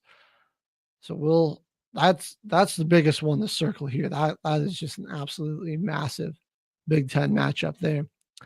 South Florida is going to be looking to get a rebound against UAB. I'd say their playoff and American title hopes are just about finished, though. So they're just plans for pride at this point. Bama looking to get a bounce back against Eastern Illinois, home game for them. It's one of those layups against a Division II or FCC school or FCS school. Same thing for Georgia. Georgia's got Charlotte, one of the worst teams in college football currently this year. In the FBS, they're 1-9, having a really tough schedule. And then they got to go to Athens, play a Georgia team that's on fire. SMU hosting Louisville. Circle this one, man. SMU is still playing for ACC title contention. Only one loss in conference. 2 7-3 teams. Louisville at this point is just looking to play spoiler. They've dropped 2 straight conference games. I don't really see a path for them in there. So at this point, maybe they can play for some pride, look to spoil it for one of their conference rivals. That should be a big game there in the ACC. Miami got to go to Virginia Tech. Virginia Tech not been too great this year. They did take Miami down to the wire last year. We'll see if we get similar results there at Lane Stadium. I feel like Miami should take care of the business there. Oklahoma playing Missouri. Bit of a trap game here. Mizzou might be getting healthy. I think the big question mark is, is their QB. Like, what is his health going to be like? Bo Pribla, is he going to be healthy? So we'll see. Kind of have to watch the news on that. But if he's healthy, I think the Tigers will certainly give some problems there to the Sooners. A little bit of a run for their money for sure. Indiana's going to be on a bye this week, finally getting some rest. Ohio State taking on Rutgers. That's a home game in Columbus. Should be a easy victory for the Buckeyes, the way they're playing. And then A&M, it's another home game here. Kyle Field taking on Samford. Again, should take care of business against them. And both of those teams looking to go to 11-0. All right, well, let us know what matchups you're looking forward to next week here in college football. We're going to go ahead, hit another music break, and get some refreshments, get reamped up for some NFL football, and break down what's coming up there. So you're watching Till the Final Whistle, Football Frenzy here on Military Broadcast Radio.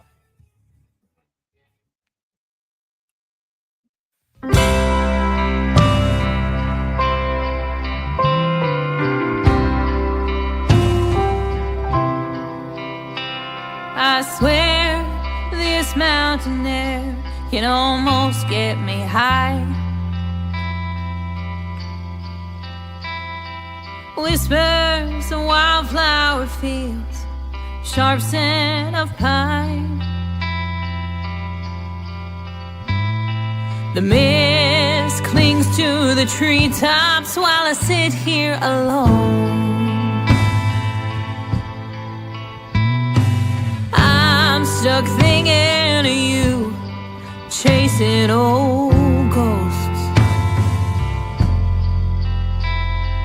Leave me here with your voice in my head.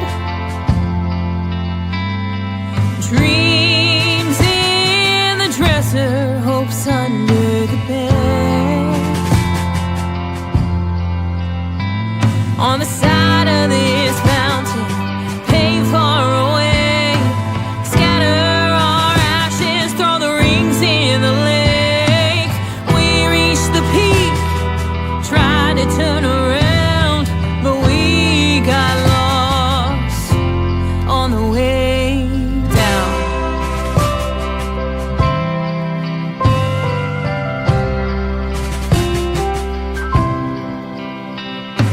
When it's like a rush, clearing my mind.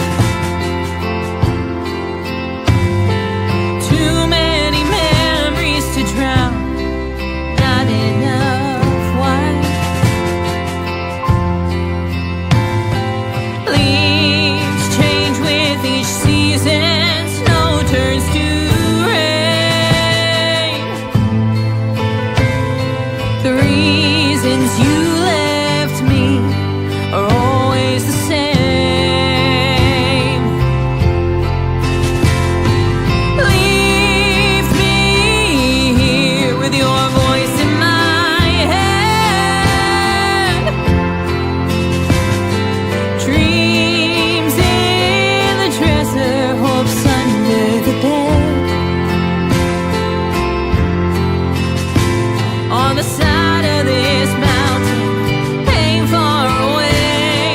Scatter our ashes, throw the rings in the lake. We reach the peak, trying to turn around, but we got lost on the way down.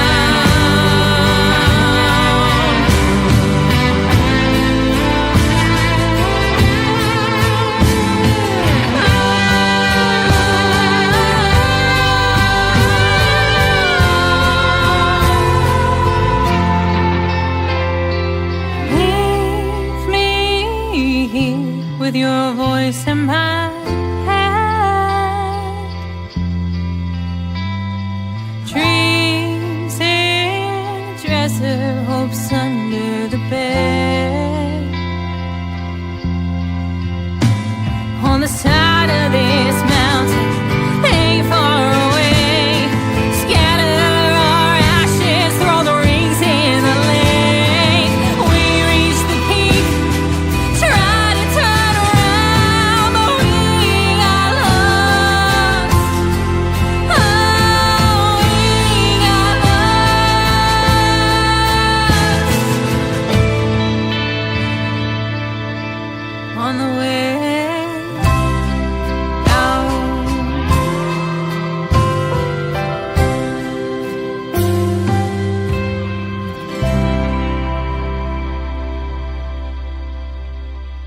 The station where our veterans' voices are heard. MBR Talk.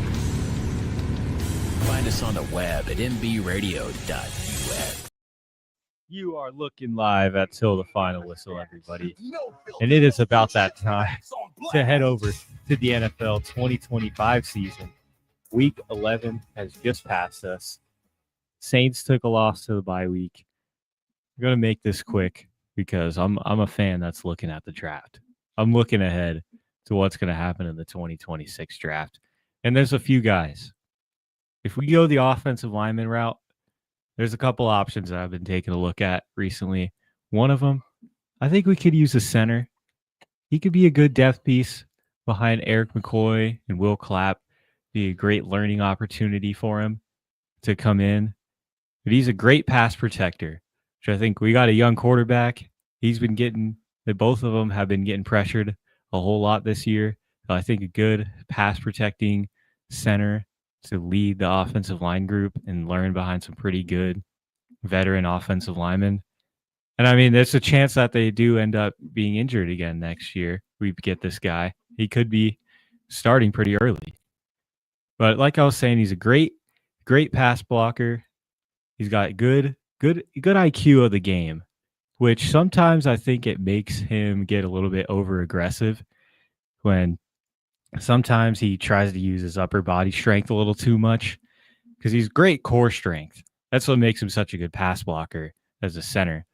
But he just tries to overdo it. I think sometimes he should use his IQ to try and reset his feet a little bit in the pocket. And like he's ready for that next level. I think he's got NFL level IQ. You know, despite Florida's record being pretty bad, I think he's a pretty bright spot in their offense. And another dude I think would just be crazy in our run game is this guy from Utah, man. They got a 6'6" tackle on Utah. And this kid runs a 4.9 40. Spencer Fano. Man, imagine that guy. I mean, if we could get some good blocks in front of Devin Neal and Kamara and Kendra Miller next year, pull him, put him at inside as a guard and pull him. Oh, he's so fast. That's going to be just, he's going to lay some people out in the NFL. He's currently the number 1 ranked offensive lineman. So could be going to the Titans. But that's all I really got for the Saints. Bye week beat us. We lost 67-0. Tough one. Yeah. Tough one against the bye. Well, what else happened around the NFL this week? Well, Thursday night football. No surprise here. The Patriots all over the Jets, 27-14. Justin Fields officially getting benched after this performance.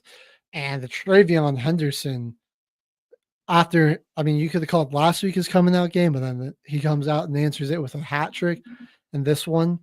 And I'm just smiling through tears because I dropped him off of my team after he was burning a hole in my roster for 9 straight weeks.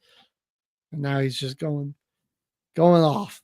It took Ramondre Stevenson's fat, out of shape, fumble prone ass getting hurt for them to finally give Travion a chance. And it was right after I gave up. That's fantasy football for you folks. Yep. Sometimes that's how it happens. Yeah. All right. He killed him though. 62 yards on the ground. Still got 3 touchdowns. Excuse me. Drake May under no pressure at all. No Quinnen Williams was just rough for the Jets defense. Yeah, May just sat back there, picked them apart. 25 of 34, 281, touchdown. Had a couple of good scrambles. And then Henderson, 3 total touchdowns. He caught one. Stephon Diggs just running all over the Jets secondary. You had the Jets turning the football over with a bad Justin Fields fumble. It was like his 87th in like the past 4 years. Like just nobody's fumbled the football more than Justin Fields. It's since that time, in that time frame. It's actually ridiculous. It wasn't even like terrible in this one. I mean, only 116 passing yards, but he also ran for 67 yards, had 1 touchdown through the air, 1 on the ground. New York is they're in a rough spot. They'll be looking at quarterbacks this draft. I think it's going to be Tyrod Taylor running out the rest of the season for him. Well, what else happened in the league this week? The Dolphins and Commanders went to Madrid and probably turned a lot of Spanish people off the football. This was a pretty bad game, 16-13. Unless you're Dolphins like get the Devon win. Achane. Yeah, Devon Achane. That's all you can look forward to. Was all over the field in this one. Bro, just when we were all giving up on Bryce Young as a quarterback, this guy comes out and throws for 450 yards, 3 touchdowns. Shout out Ted McMillan on my bench in the NBR Fantasy League. Him and Sean Tucker just burning the hole in the bench spots there. That was cool. Still got the victory, though. We're good. But what a game from Bryce Young. Yeah. 31-45. Gets the overtime victory for the Panthers. Dude, Carolina is 1 game out from first place in the NFC South. I'm actually about to predict that they might win the division. There's a good shot. We'll take a look at the standings and everything coming up here in just a bit. This game was just BS, though. If you're a Falcons fan, watching Michael Penix get injured, but he was still healthy enough to have his pads on, like I feel like you should just be on the field at that point. Well, he's got a knee injury too, so it's gonna miss extended time apparently. It's like at that point, just have him go to the locker room. Yeah. Falcons, wow, what a disastrous season. Complete opposite of what they were expecting from this year. 3-7. And they got swept by the Panthers. There's like a few things you can hang your hat on. Bijan Robinson and Drake London. I mean, it's bad. The defense has been getting a lot more pressure. That's about it. What do you do? What do you do with the quarterback? I feel like they should keep going with Penix. Right. I mean, he needs to play in the preseason next season. That's what he has to do. Yeah. Keeping it on an NFC South team, the Buccaneers dropped their second straight one to an AFC East team. Vintage Josh Allen performance after a couple of turnovers early. The week I trade him away in the NBR Fantasy League, he goes off for 6 touchdowns. That's just I don't even think Mohawk started him. Did he not? No, he did. He did? Yeah. Okay. That's all right. My team still got the victory, and now I'm playing Holly's banged up squad. But you took out the number 1 seed this week. 44-32, Buffalo gets the victory. Despite my fantasy woes, they do just fine. This was a bounce back game from this secondary in Buffalo. They did a pretty good job containing Ibuka, only 40 yards receiving. They were really just getting gashed by Sean Tucker in the run game. Power run game is where they kind of got dominated in this one. Just giving up some big runs. They didn't really, their longest pass, the long on the day for the Buccaneers was 28. So it wasn't like there was a lot of explosives in the pass game. That was just the Sean Tucker screen pass that he housed. You said they were getting hit with some big rips on the ground early, but the defensive front really bowled down late in that one and shut down Tampa Bay. The Texans and the Titans and another slop fest. Davis Mills versus Cam Ward. Ward's just got nobody to throw to. Nothing to work with. Yeah. Unable to get their second win on the season. The Texans sneak out of there with a victory. One they definitely need to keep pace here in the AFC if they want a shot at maybe the division or at least a wild card spot. So 16-13, 1-9 the Titans are on the season. Number 1 overall pick, but you got a quarterback, so that's a luxury you have. All right. Dude, the Cardiac Bears do it again. Trailing late in this one. Caleb gets him down the field, and Cairo Santos walks it off to sneak past the Vikings and avoid getting swept. Big road victory for the first place in the NFC North. Chicago Bears, 19-17. I don't know how the Eagles-Bears alliance this season's been crazy because the Eagles beat the Vikings, they beat the Lions, and they beat the Packers this season. The Bears have beaten the Giants, the Commanders, and the Cowboys. Man, for scratch the my Eagles. back, I'll scratch yours. For real. So McCarthy's 2 first half interceptions too. Like, killer. Yeah, I don't. Where's 9 at McCarthy? We haven't seen him in a while. Missing, got some missing posters out of Minnesota for number 9. That's going to be almost as close to Broncos country. Let's ride. Yeah. If he keeps going at this rate. Oh, that's going to be constantly thrown in his. He said that like that was a nickname he gave to himself too. Like that's just. Has he always worn 9? I mean, I guess it's like. It's just such cornball activity to be like, oh, let's trying to like give yourself a nickname before you even proved anything in the league is ridiculous. Nicknames are earned, they're not given. Oh man. If only he had 9 interceptions. He has 8. I guess next game if he throws 1 interception. I think he's got 9 turnovers on the season. There you go. He's telling us how many picks he's going to throw before he finally gets benched again. How many passes he's going to complete in the game. All right. Moving on here.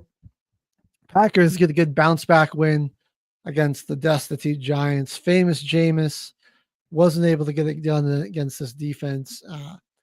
Jordan Love lost Josh Jacobs early. He also got hurt, but made some big throws late in this one. Packers come away with a road win 27-20. The Bengals had one heck of a fourth quarter collapse. They were only trailing by 8, and then they somehow gave up 2 touchdowns in such quick succession went from a 20-12 game to a 34-12 game. And that would end up being the final score the Steelers win by, keeping themselves a game in front of the Ravens, although they're going to have no Aaron Rodgers next week against the Chicago Bears, more than likely. Fractured wrist, won't require surgery, but his status for the game is certainly in jeopardy. This is a bit of a shocker here, just with how the Jags looked last week, blowing that huge lead. Didn't do it this week. They came out and just dominated the LA Chargers 35-6. Fun little tidbit. Ever since the Chargers took a 27-0 halftime lead over the Jags, they have outscored them 66-9 in that time frame. The Jaguars have, after coming out of halftime in that game, they were down 27-0. And their next 2 meetings, 66-9 is how they've been outscored. Oh my gosh. It's something personal with the Jags and the Chargers now, I guess. I guess they just have their number. Herbert he's going to die behind that offensive line. I'm not going to lie to you. It's not looking good. All right, dude, this is a battle for first place in the NFC East, and that Rams defense is getting ferocious. They had Sam Darnold seeing ghosts out there again. This was Jets Sam Darnold, man. 4 interceptions. Despite that, I mean, the Seahawks defense kept him in it, but it came down to Josh Myers having to drill a super long field goal. I believe it was 64 yards, and he wasn't able to get it. LA holds on for first place in the NFC East, 21-19. And then I don't know how it was that close. Yeah. A testament to how good Seattle's defense is, really. All right. The Cardinals hosting the 49ers. It was an even week this week, so that means the 49ers get to win, and they move up to 7-4, 41-22. We will discuss a little bit of what Jacoby Brissett did in this game because it was absolutely insane. Broke a record. Yeah, he broke a record. More on that coming up. The Ravens got into a bit of a dogfight with the Browns. Shedeur Sanders finally saw the field. We'll talk about his debut. But the Ravens hang on. Cleveland, always a place they have a tough time playing in. And it looked like they might be on the verge of getting upset here. Hold on to win 23-16. They're back at 500. That's one game insane. behind the Steelers, who are now missing their starting quarterback. And they still get to play the Steelers twice. So that's big. All right, the Chiefs going to Mile High. They weren't ready for the Bo Nix extravaganza, man. HG can't wait. Oh yeah, I'll have a lot to talk about in this game. The refs definitely wanted to try to help the Chiefs get a victory, get to 500, but Denver's defense with no Surtain and no Alex Singleton, still too much for him. And yeah, Bo played a really good game. And we saw Mahomes probably have one of his worst games of the season. You know, he's having a really good season. He's like top 5 in the league in passing yards. It's nearing, 3K passing yards pretty quickly. But Denver really limited him and shut him down this week. But Broncos win it on another walk-off field goal. The fourth quarter kids do it again, 22-19. All right. The Eagles just absolutely manhandled the Lions offensively. Yeah, this was a pretty boring primetime game, though. I can't lie to you. 16-9. Philly gets the victory. Yeah, I turned on the NBA games. Yeah, vintage in the Bronco game. So vintage Eagles win where the offense plays pretty poorly, but they just the defense just dominates. Jalen Phillips is looking like a scary signing for that Eagles pass rush. I know that was a huge trade for them. Mm-hmm. And I'll say, I mean, the big explosive runs with Saquon. I mean, he feels like he's getting closer and closer every week, which is a concerning sign for the rest of the league. And then on Monday Night Football, the Cowboys get a big bounce back on the road against the Raiders, just cruise the victory. Dak Prescott tosses 4 touchdowns. They bench George Pickens and CeeDee Lamb for the first drive, which was basically the equivalent of, when Patrick and SpongeBob stole a balloon on Free Balloon Day. That type of punishment for that, for whatever they did. And you do the crime, you gotta do the time. Cowboys, cruise to victory on Monday Night Football, 33-16. Okay, man, where are we starting this week? I kind of want to save that Bronco game for a little bit later on. What do you think? I'll save the best for last. That's a good idea. I don't even really have anything to say on this Madrid game. It was boring. I mean, 2 bad teams in a weird, overseas. Those games are always weird. I mean, Miami this is basically the Commanders won more out of this game because they're going to have a better shot at a higher draft pick, basically. So you got there. I mean, Mike McDaniels keeps his job safe for another week, I suppose. Same thing with this Texans game. I mean, this is just really an offense that was missing their starting quarterback, struggling, while an offense that has no weapons struggles against the number 1 team or number 1 defense in the NFL. 2 16-13 games. Where it's just like, 2 undermanned teams just come out of a dog fight in a defensive matchup. I think we'll go to this. This game was a bit defensive, but there's definitely some playoff implications and things to digest from both squads here. Vikings Bears. Oh, this game.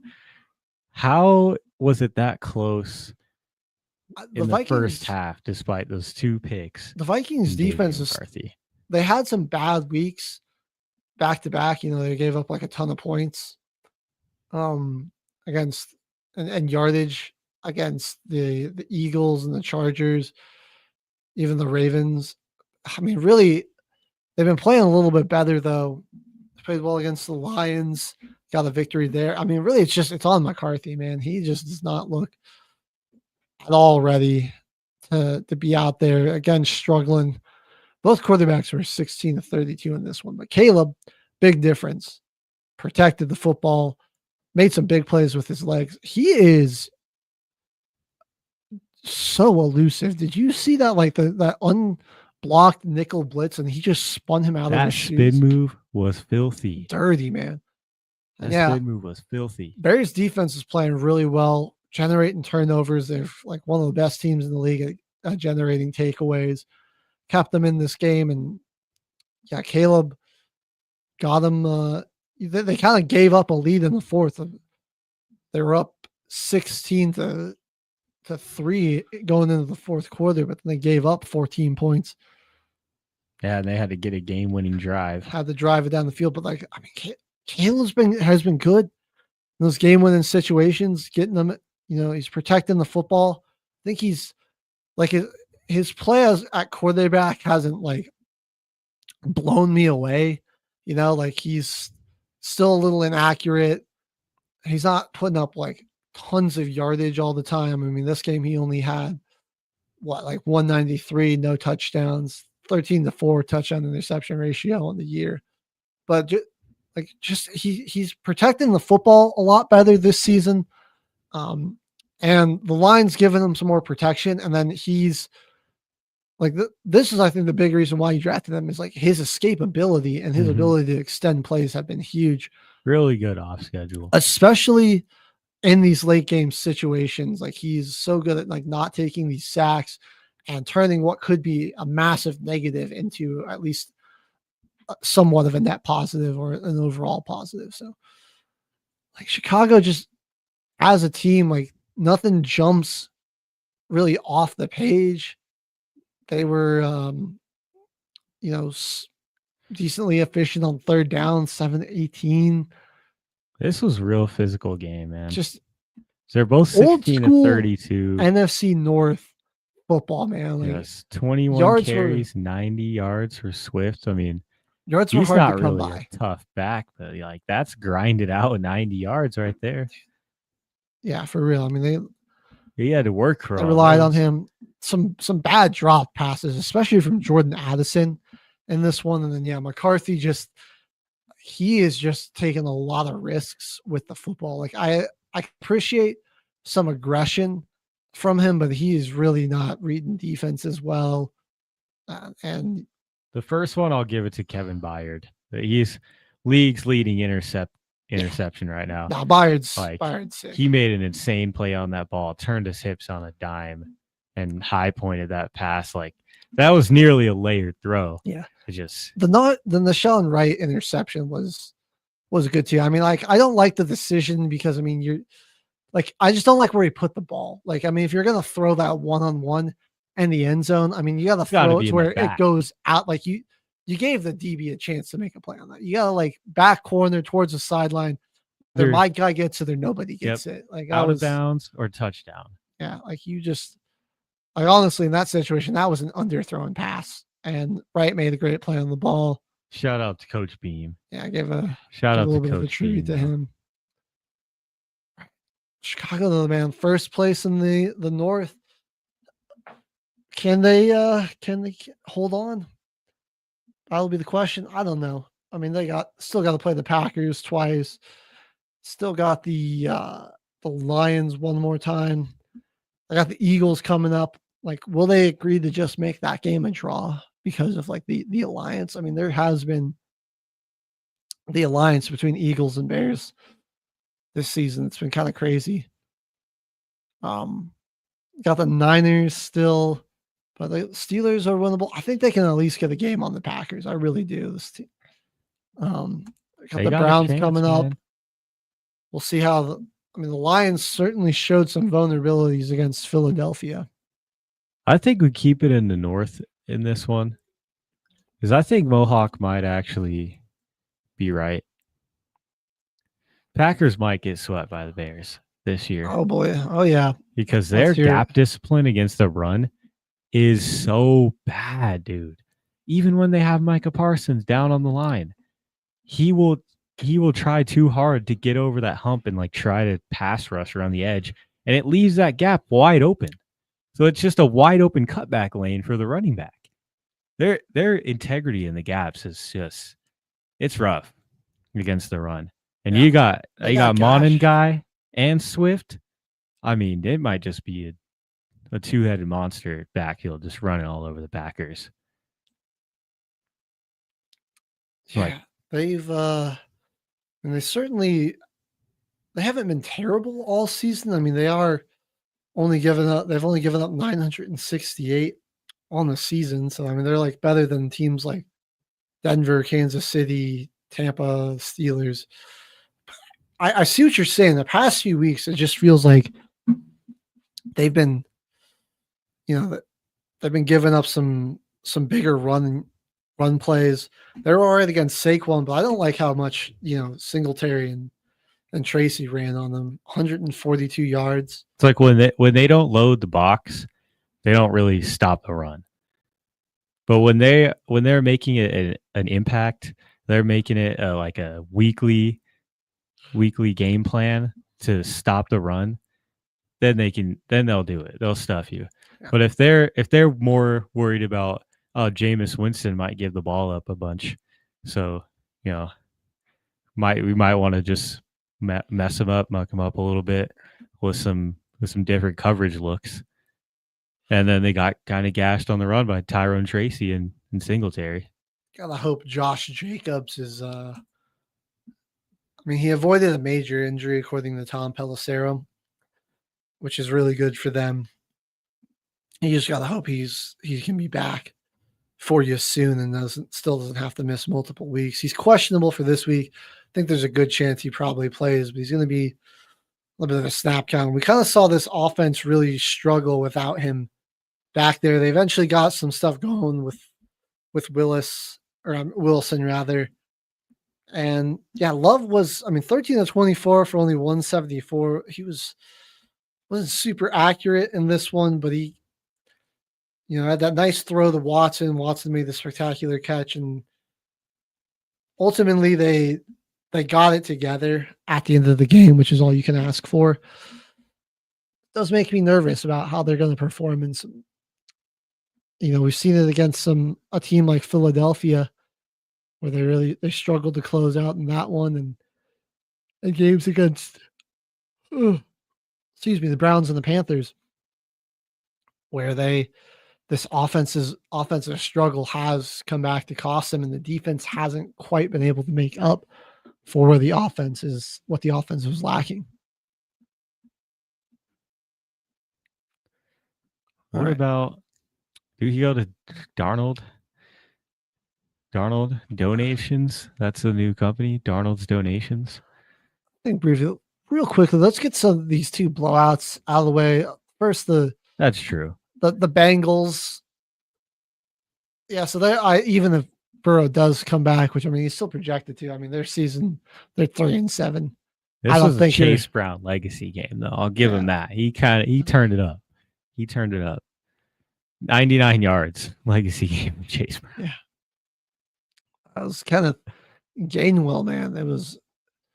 He only had not like 24 rushing yards, but dude, he was killing them out of the backfield. 81 receiving yards and 2 touchdowns and 7 snags. Yeah, Rodgers goes down in this one. Rudolph comes in and finishes it out. And yeah, this was, again, like the Bengals just keep giving up so many points. I think there was the Kyle Duggar pick 6. I don't know what Flacco was looking at there, and then the James Pierce scoop and score. He took that one to the house. So 2 defensive touchdowns given up in this one. And when your defense is already given up so many points, you just can't be giving up defensive touchdowns as well, especially 2 of them. And like the Steelers really weren't doing a whole lot offensively. Like they were struggling to move the ball at times. Well, it was a pretty evenly matched game just in terms of total plays, third down efficiency, total yardage, time of possession. I mean, you really had a chance to win this if it weren't for the defensive touchdowns. And now Cincinnati, in I think 9 straight games, something like that, they've given up an NFL record of like allowing 27 or more points in consecutive games. I don't remember the number off the top of my head, but it's been pretty bad. So I was like, the Steelers just kind of gifted a freebie from Flacco. Like that was like one of the easiest interceptions Duggar will ever get in his life. This has got to be the worst locker room. People were talking about the Colts last year, but there is something to be said about what's going on behind the scenes because we don't even know the half of it. The Colts were just releasing a bunch of information, or like that. It just didn't need to be put out there what was going on in the locker room last year in Indianapolis. But like, somebody's got to go and document this. Like they had Jamar Chase and Chase Brown a couple weeks ago calling out the defense to finally close out a game. And then your offense comes out a couple weeks later and they're just turning the ball over. And you're still getting 34 points hung on you. Like this, there can't be any smiles. No. Through the week. Now Jamar Chase is going to be suspended. He's just lying saying he didn't spit on Ramsey. And there's like a clear as day video of him doing that. Well, like it kind of looks like he might have just accidentally spat on him while he was talking, but at the same time, like your team stinks. Why are you talking trash? Say it, don't spray it. I don't know. Your team stinks. Why are you even talking trash?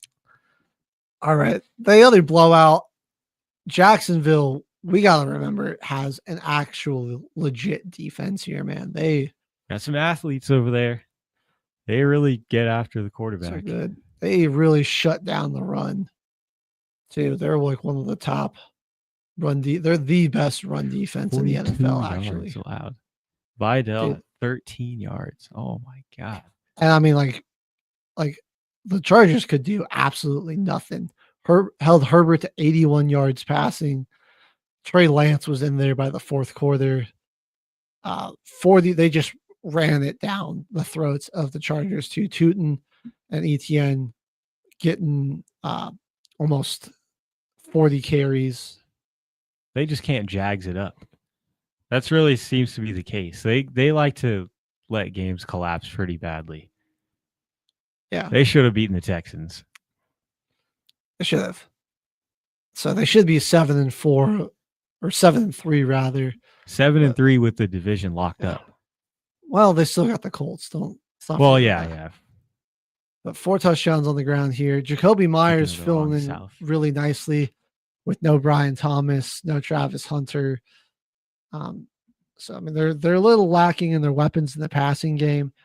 So, but if you can continue to run the football and play defense like this, they'll be just all right here. Yeah, like I said, like LA, man, like Herbert's gonna die behind that offensive line, dude. He is just getting battered. Should we play the clip again? We still got it in here to show their pro football focus ranks of all their offensive linemen.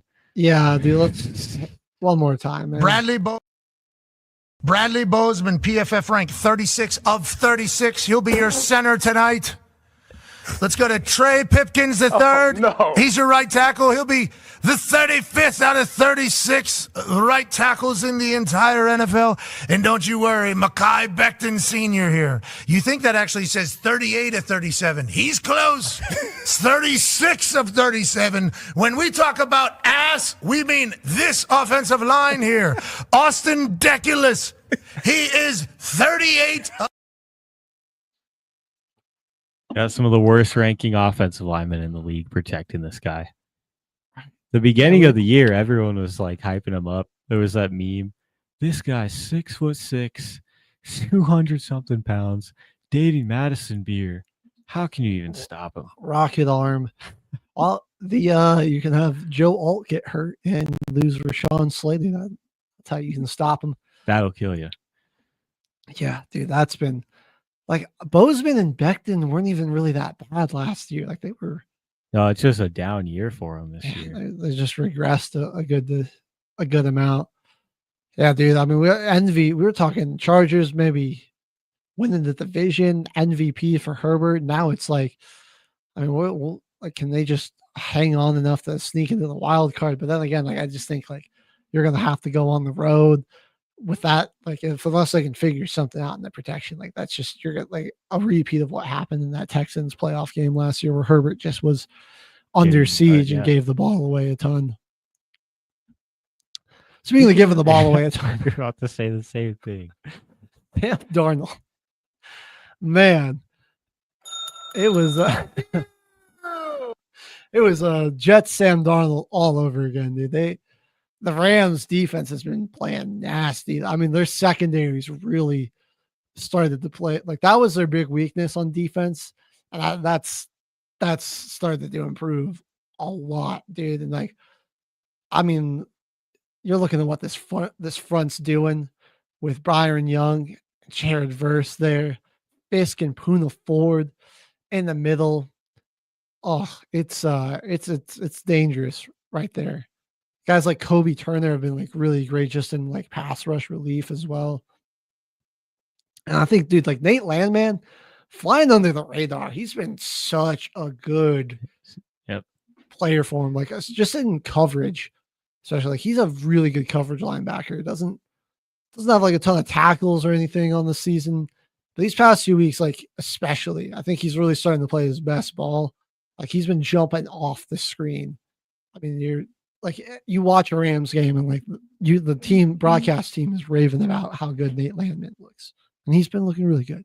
He's got a real just nose for the football and high IQ of the game, where he's just got himself in the right spot when the play comes to him, where he's not going to let anything big break off, or even he's just going to blanket his guy. I mean, if you're Seattle, like your defense played fantastic football. Like Stafford was not very comfortable in this one either. 15-28, only 130 yards, 2 touchdowns.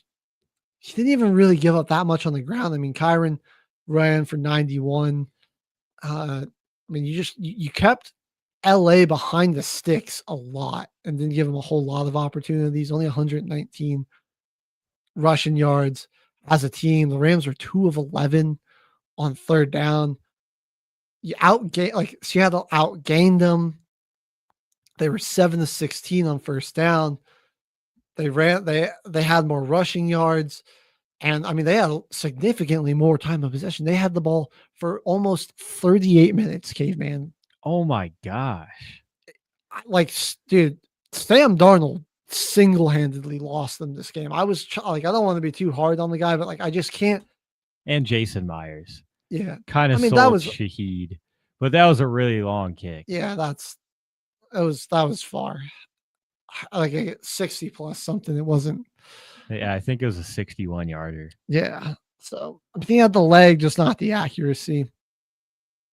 But I mean, just with how efficient you were all offensively for the most part. I mean, 414 yards of total offense. Your defense had only given up 21 points.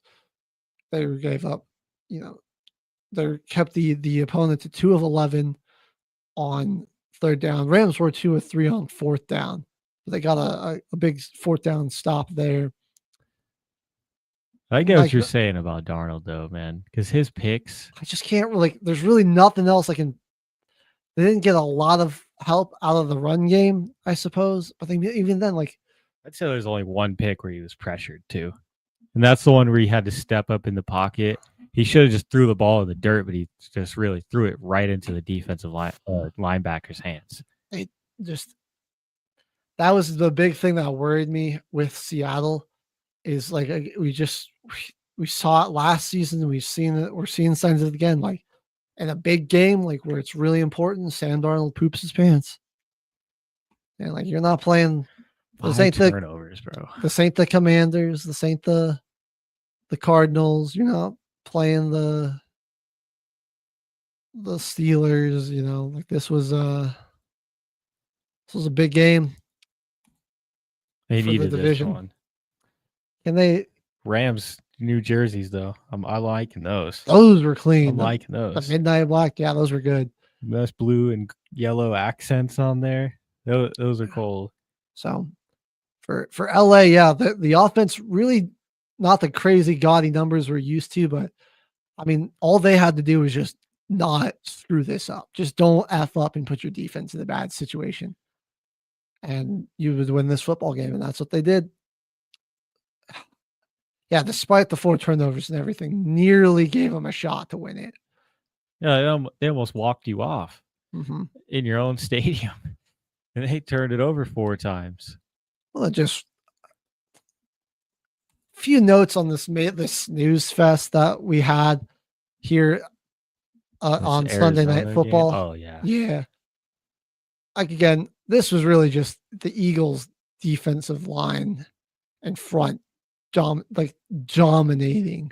They were after Goff all night. Goff looked super uncomfortable. He was 14 of 37. I think he only completed like 1 pass when he was under pressure, too.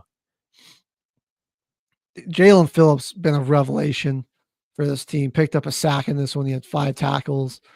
Jalen Carter didn't get a sack, but he had 5 total tackles, 2 pass deflections. It was the big fellas up front too, batting balls down. Like Quinyon Mitchell, Cooper DeJean were fantastic in pass coverage in this one. Don't get me wrong. Same with Dory Jackson. But you had 2 balls batted at the line by Jalen Carter, 3 by Jordan Davis. Like those 2 big fellas in the middle, man. Like they just eat up your running backs. They can get pressure on the interior, and now you've got a guy like Jalen Phillips out there on the edge with dudes like Jalex Hunt. Jomo's been great this season. Like the Eagles are going to go deep in the playoffs again because of this defense. Lane Johnson going down is going to hurt their offense. So that's what's going to suck, is that we're going to have to just watch the Eagles be boring and win boringly. But they don't mind winning like that either. They're okay with running the ball 40 times, having 83 yards with Saquon. I mean, that's not even really. They want to run the football. They want to have a lead and just let their defense get after you. Score enough points in the first half, and they'll just take their foot off the gas offensively and just power run and get after you. All right, flashback to the morning. Bryce Young thrown for 450 yards, 3 touchdowns, 31-45. Was this his best game ever as a pro? Yes, I think this was his best game ever. I can't think. I mean, he had some good games last season, but like, this was the best I've ever seen him as a pro. This was great. This was a great game from him. Pitch the comeback. Oh yeah, I mean, he was hitting big plays all over the field. Didn't really get a lot out of his run game, man. Like he did a lot. He carried a lot with the passing the football. 25 attempts for only 6.7 or 67 yards rather. They're only averaging 2.7 on the ground. So he was the offense. Him getting McMillan and Get involved. Dowdle out of the backfield. Tommy Tremble caught a big pass. Jalen Coker. I like him. Jalen Coker's nice. He's not bad. He's a really solid slot receiver there. Yeah. The team got a shot though to win the division. They're only 1 game back, and they haven't even played any of their division matchups against the Bucs. They got 1 more game in New Orleans, and then they're 2 of the last 3 games of the year. Oh, they might not. They got Bucs, Seahawks, and then in Tampa. Yeah, wow, their schedule is brutal. They're only they lost to the Saints at home, so I mean that's one of their matchups. So they got the Niners, the Rams, the Bucs, the Seahawks, the Bucs again. God, that is a brutal stretch to finish out the year. But even so, you can look at performances like this and build off of it. You know, I think the offensive line still needs a little bit of work. Young's been getting sacked a decent amount this season, still 5 sacks in this one. Yeah, and it's the Bryce Young subplot. I think just somebody, an elite type of edge rusher. Nick Scorton really hasn't worked out for you there. Like Derek Brown, been really good on the inside. Him and DJ Wanham, that combo's been good. I think you need an elite pass rusher, Secondary led by J.C. Horn, I think is good. If you can keep those guys together, you'll be all right. And build the trenches up a bit. Maybe bring in another weapon for Bryce, and really just find like a good like linebacker to take up the middle. So that's a brutal stretch to finish the year, but Carolina's definitely got to feel a lot more confident going into year 3 of the Bryce Young experience. That kind of brought up a topic, a question that I wanted to bring up. We can wait till before we talk about the Bronco game. Save that for last. We can do the rest of the games and then talk about this. But what do you think is the worst or the weakest position group across the entire NFL? This is what I was talking about with my dad the other day on Sunday.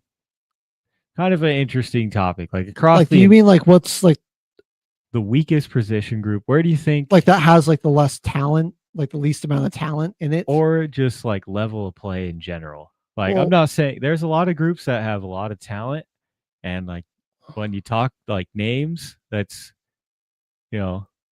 there's a lot to hype up. But when it comes down to like how the season's actually going, it's a little different. Because like I think like safety is got to be one of the weakest position groups. There's some big time safeties that do well in their schemes, but at the same time, it's like that's kind of been a forgotten position. Yeah. I mean, they're important in the fact that like they don't let the defense get behind you, but a lot of what the safety does is just running up and tackling. True. So I would kind of agree with you there. Like that would be what my pick is I just think like, what are you about middle linebacker? I think a middle linebacker is super important to be able like, you have to do a lot. Like, I mean, a lot of times that middle linebacker is the quarterback of the defense, and you gotta, I mean, you have to come up and fill the gap in the run game. Oftentimes you've got to cover like either really elite tight ends or fast slot receivers. So I mean, if like you have a linebacker that isn't good against the run and or struggles in pass coverage, it's a pretty big weakness in the defense that other teams can exploit. And I also think that you're just like, when you look at like middle linebacker, especially, that's like where we see like some of the lowest talent pool, where it's just like guys that we really consider elite. There are definitely some really good linebackers, but like, I mean, like think of like the elite middle linebackers that we got. Like, I mean, Fred Warner comes to mind. He's very, very elite level. I feel like Nick Bolton's kind of up there. Zach Bond. Demario Davis, certainly. I feel like if like Greenlaw's kind of been away from a while, but like he can kind of be that type of player as well. I feel like Bobby Okereke, even though his team's not very good, he's pretty elite. Like like you just don't have very many like elite middle linebackers. It's a tough group to fill. Is that, I'd say the consensus before like this year might have been quarterback play, or like last season might have been quarterback play, just because a lot of younger guys had been drafted, earlier careers hadn't really panned out. The passing offense and passing numbers compared to recent years just weren't the same. I mean, but I don't even think it's quarterback at all. I think we're just not giving young players a chance to develop. Like the thing with like QB is like, if the rest of your team is really, really good, if your quarterback can just put together a few drives and not turn the football over, you can win a lot of games. But where you're running the problems is like if you don't trust them to lead a game-winning drive. And so like in that situation, like quarterback is still the most important position. It just doesn't necessarily always the most impactful. Let us know what you think in the comments. It's a very interesting debate. What do you think is the weakest position group across the entire NFL? Let us know. Kind of touched on this one a little bit. The Bills I mean, getting vintage Josh Allen here, definitely they needed this off a tough loss, and they're trying to keep pace with the Patriots. 44-32, they get the victory. Buccaneers got to be a little upset that they've dropped 2 back-to-back. I mean, they've lost 3 out of their last 4 as well. And I mean, it's been first against the Lions, they kind of just got shut down offensively. And while they were a little more explosive in this one, they against the Patriots and the Bills, they just gave up so many explosives here. And now they've got the Rams on Sunday Night Football. Fortunately for them, after that, the schedule does get a lot it gets easier. You got four division games, Cardinals and the Dolphins. So can they? I think it would be big if they can somehow steal one from the Rams here. That would be huge. Chris Godwin, I mean, like, is he coming back? I think if they win that Rams game, they honestly got a chance to be the 2 or the 3 seed in the NFC. Dude, if Bucky Irving is healthy, this changes a lot, even with the injuries at wide receiver, because Bucky's such a threat out of that backfield. They need him back. That he just he'll open up so much for Ibuka, and we'll see some more of that explosiveness from Ibuka. But Ibuka's just been seeing so many double teams getting bracketed in coverage, and just teams are just trying to take him out of the equation, and they can't really get anything going with him down the field. Mm-mm. I want to see what happens though in this Rams game, because they got a chance to be the 2 seed, and doesn't that gets them a bye week, right? Yes. No, it doesn't. Not anymore. Seed, yeah, not anymore. But they got a chance to be a 2 seed and host the 7, because they got a chance to sweep the NFC West. They beat the Rams. Cardinals are the easiest team in the end of your season in that series with them. They already beat the Niners and the Seahawks. Yeah, this is a big game for their playoff positioning. Does LA? They don't have to play the Eagles, do they? Oh, they already lost to them. Yeah, they already played them. Yeah, they'll need Philly to drop one to maybe lose. But I really do think there's a good shot the Rams end up with the 1 seed here. I think it's coming down between LA or Philadelphia. They're kind of the top dogs this season. Mm-hmm. All right. I think we're getting close to the end of the show. I want to make sure we got plenty of time to talk about my Broncos. Let's hit it. Dude, this is a big one, man.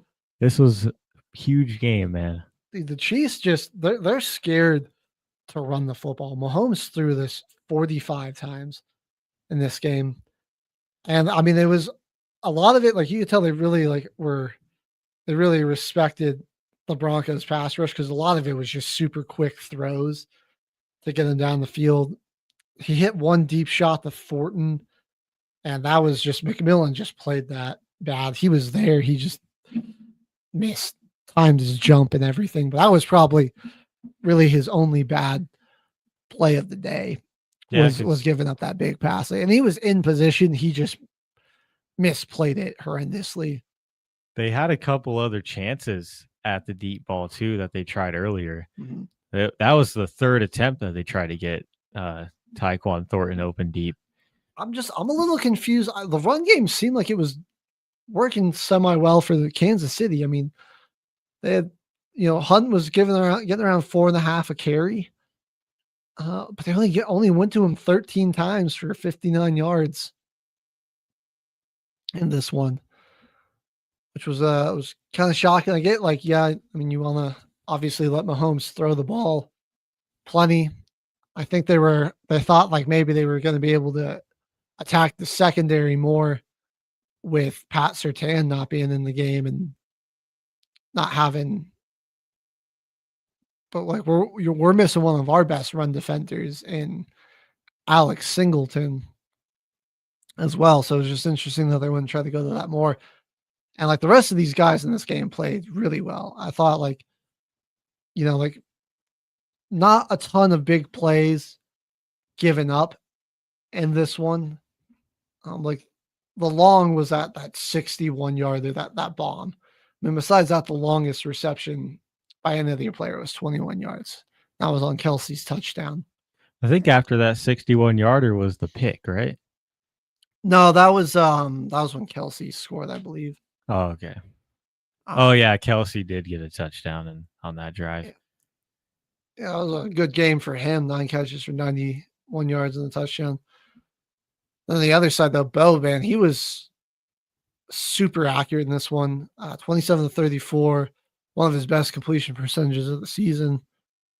And yeah, I mean, he made some really big time throws. I think he was diagnosing the blitzes really well. And this the crucial thing here. And this is what I like about Bo. Like people will hate on him for being like boring or just like checking it down all the time, throwing it short.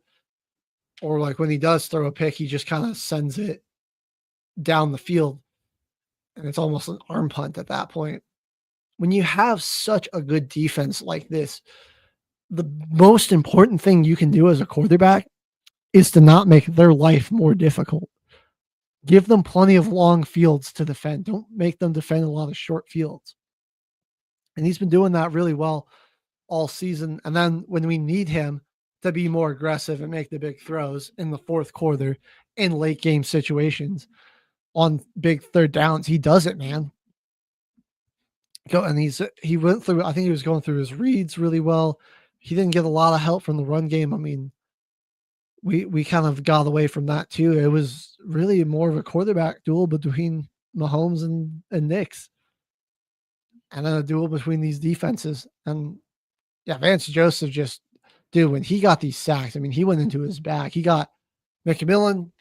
Look, you gave up that one deep pass, but I think besides that, dude, you were, 6 tackles.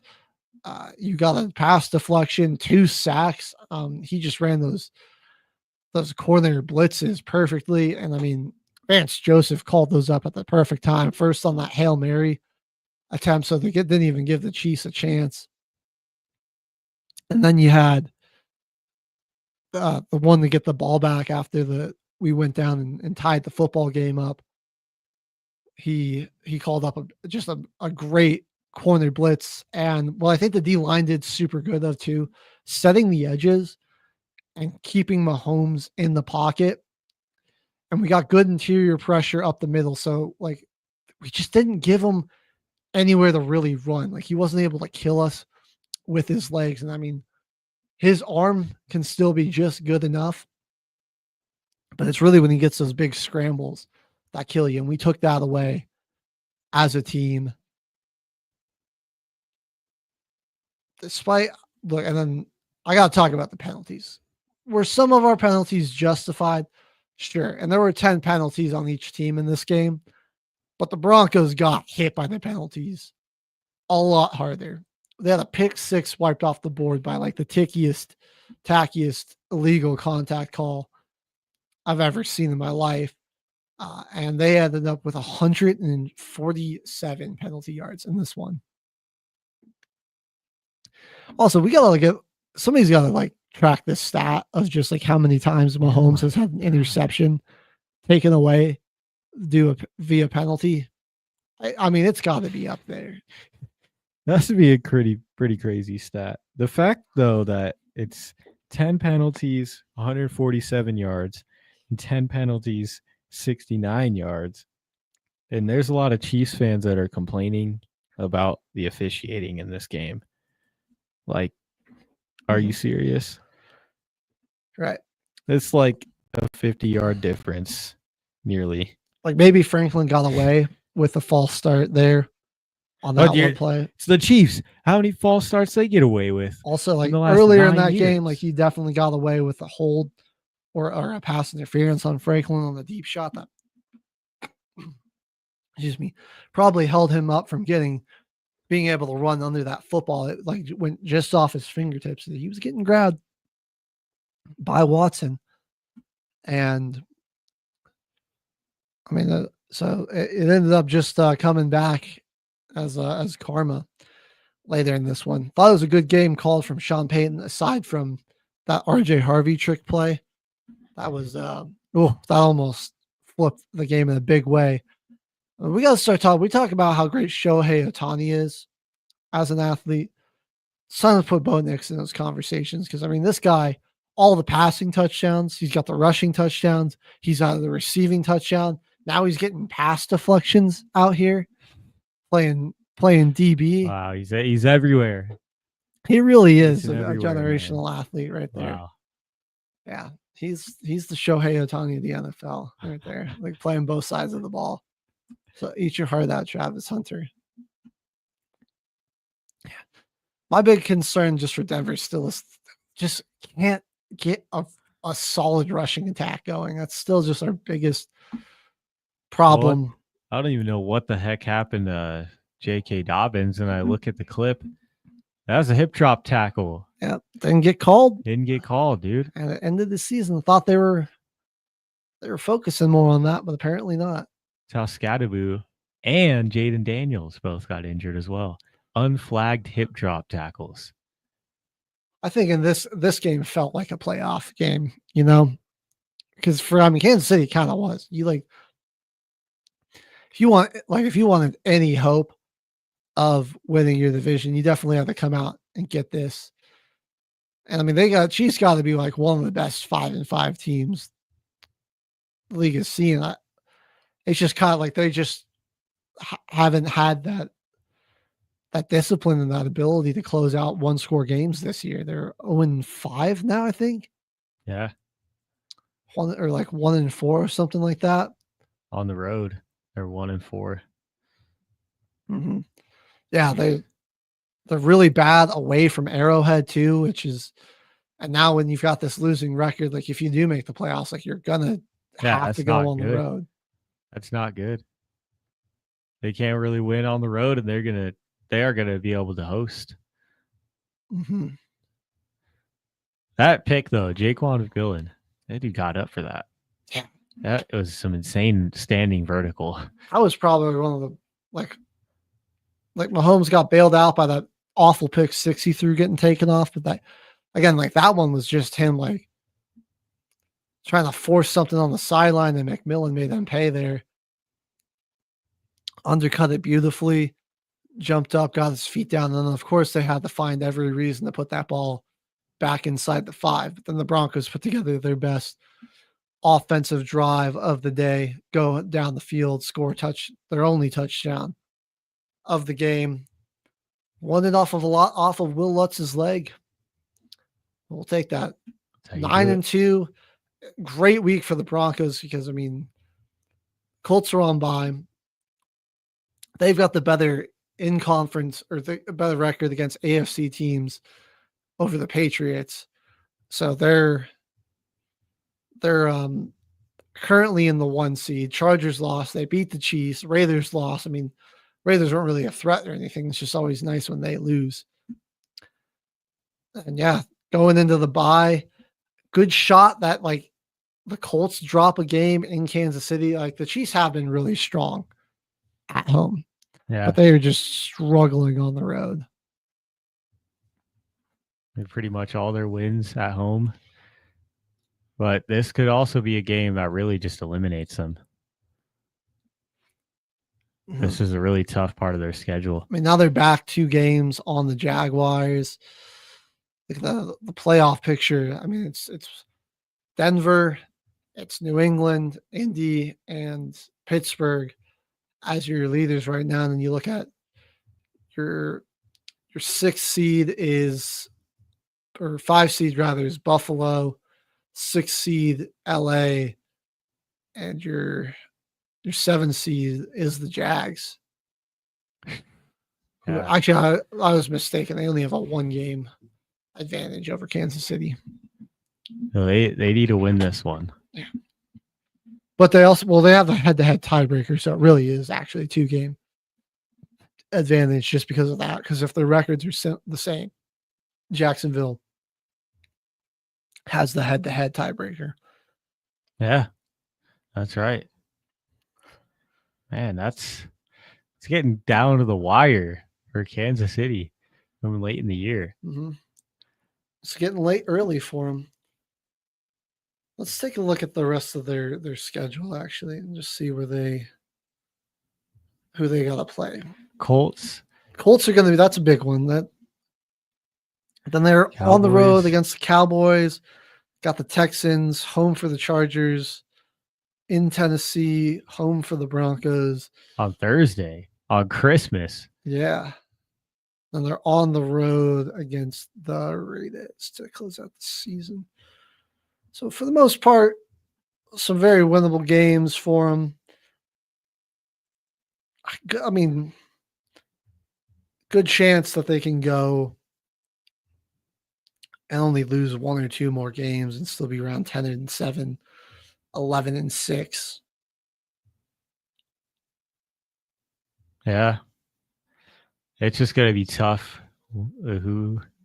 Hopefully you don't lose another one of these division games, because that'll really screw up their chances. Yeah, they really need to be good in their division and in the conference. They're 2-4 against the AFC. Yeah, it helps they got some easier ones after the Colts. Like Texans got a good defense, and on prime time in Houston, that could be a trap might be a game that they might lose. If they beat the Colts, they might drop that game in Houston. That's crazy. I kind of want them to beat the Colts just because Indy's got the head-to-head over us because that leverage call. We finally saw another leverage call this season, but it wasn't as costly.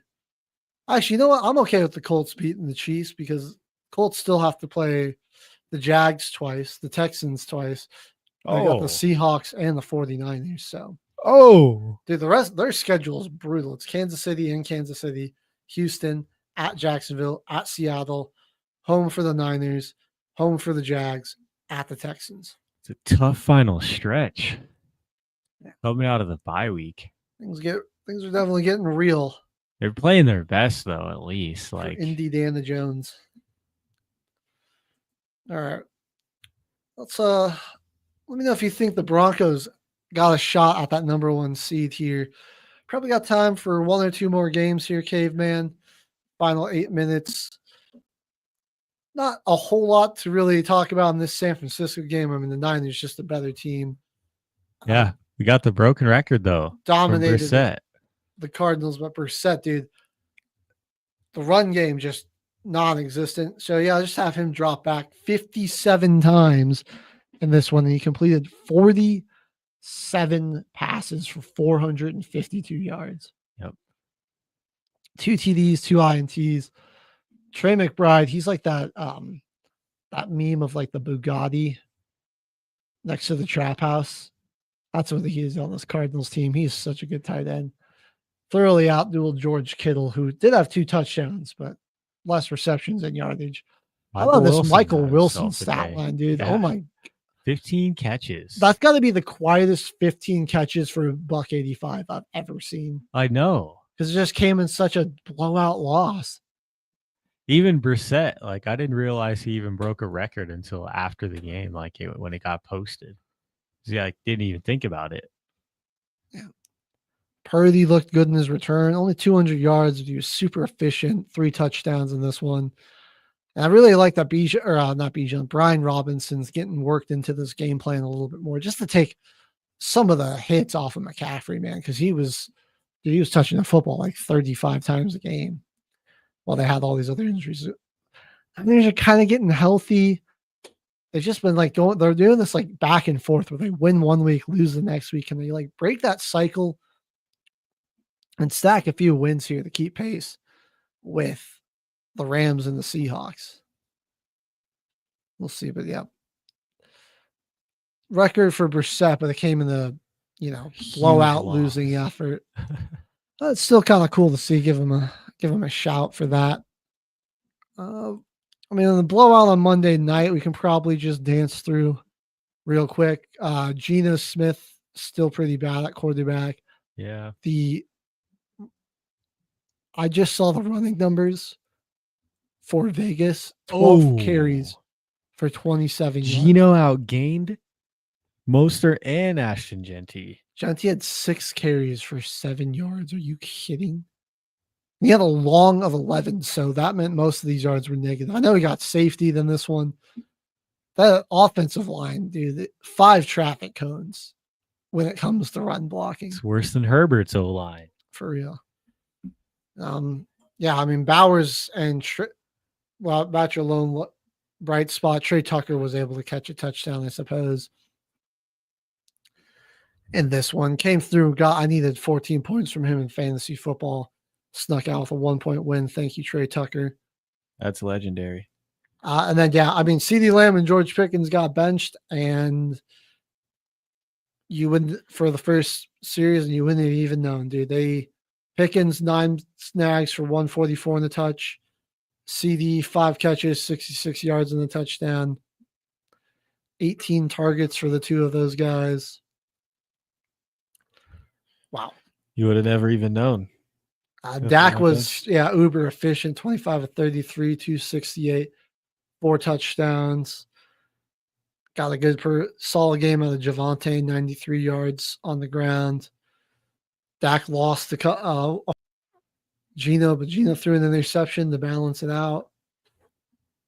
I mean, I wouldn't feel too confident if I were the Cowboys for this one because, I mean, it was the Raiders, but good to see you get just a very in-control commanding win against a bad team here. Yeah, that's a feel-good win. Yeah. I think in the last game we really got to just cover here is this Browns Ravens game. Shador first snaps. He'll be coming in next week too. But I mean, how is this the first time he had taken any reps with the first team? Cleveland. Now watch. By Thursday, I bet you Deshaun Watson's going to be cleared and he's going to be named the starter or something. Why did they even draft him? It's like they just so badly do not want to play him. I just don't understand it. Yeah, I don't get it. Lamar he got picked off twice. I mean, one of those was like a screen pass gets knocked up into the air. But they did a lot of their damage on the ground, including you got to love the just what was it called? The bootleg run off the tush push. Oh, that was Mark insane, Andrews. Dude. I never even knew he was that elusive.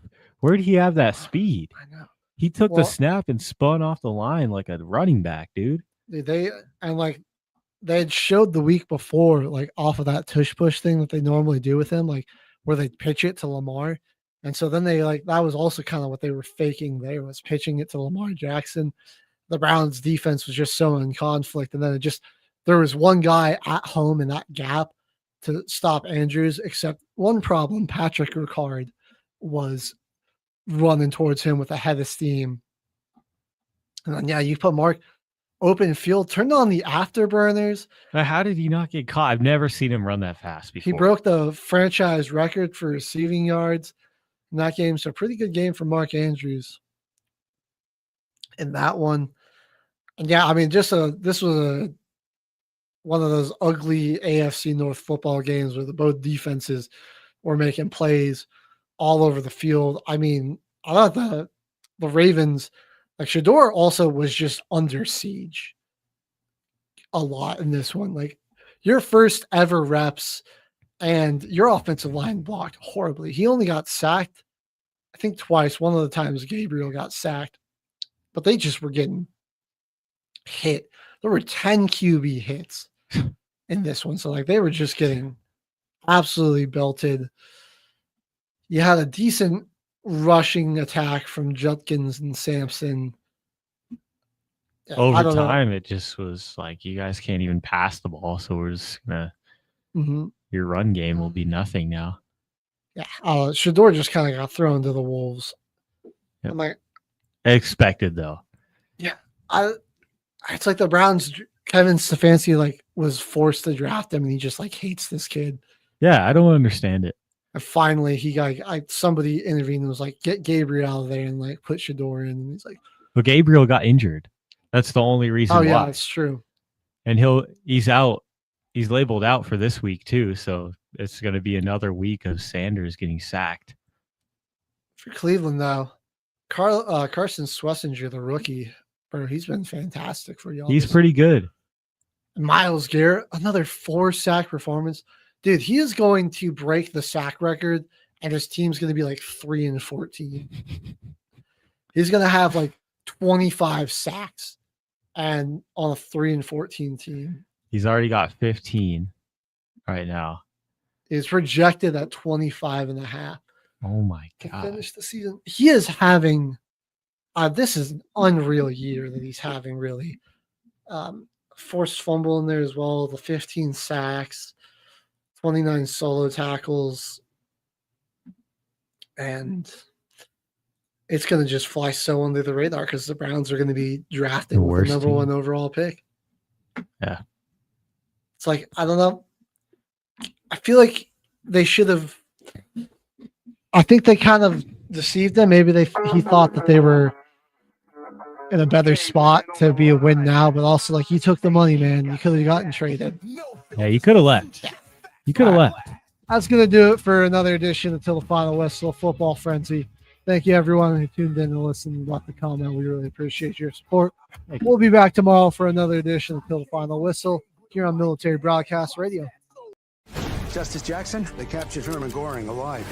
Tell me about him. He's the face of the Nazis. I'm going to put Goering on trial. I will escape the hangman's noose. Very sure of yourself. No man has ever beaten me. Goering has to fall. You don't just have to win, you have to be flawless. You're walking into a trap.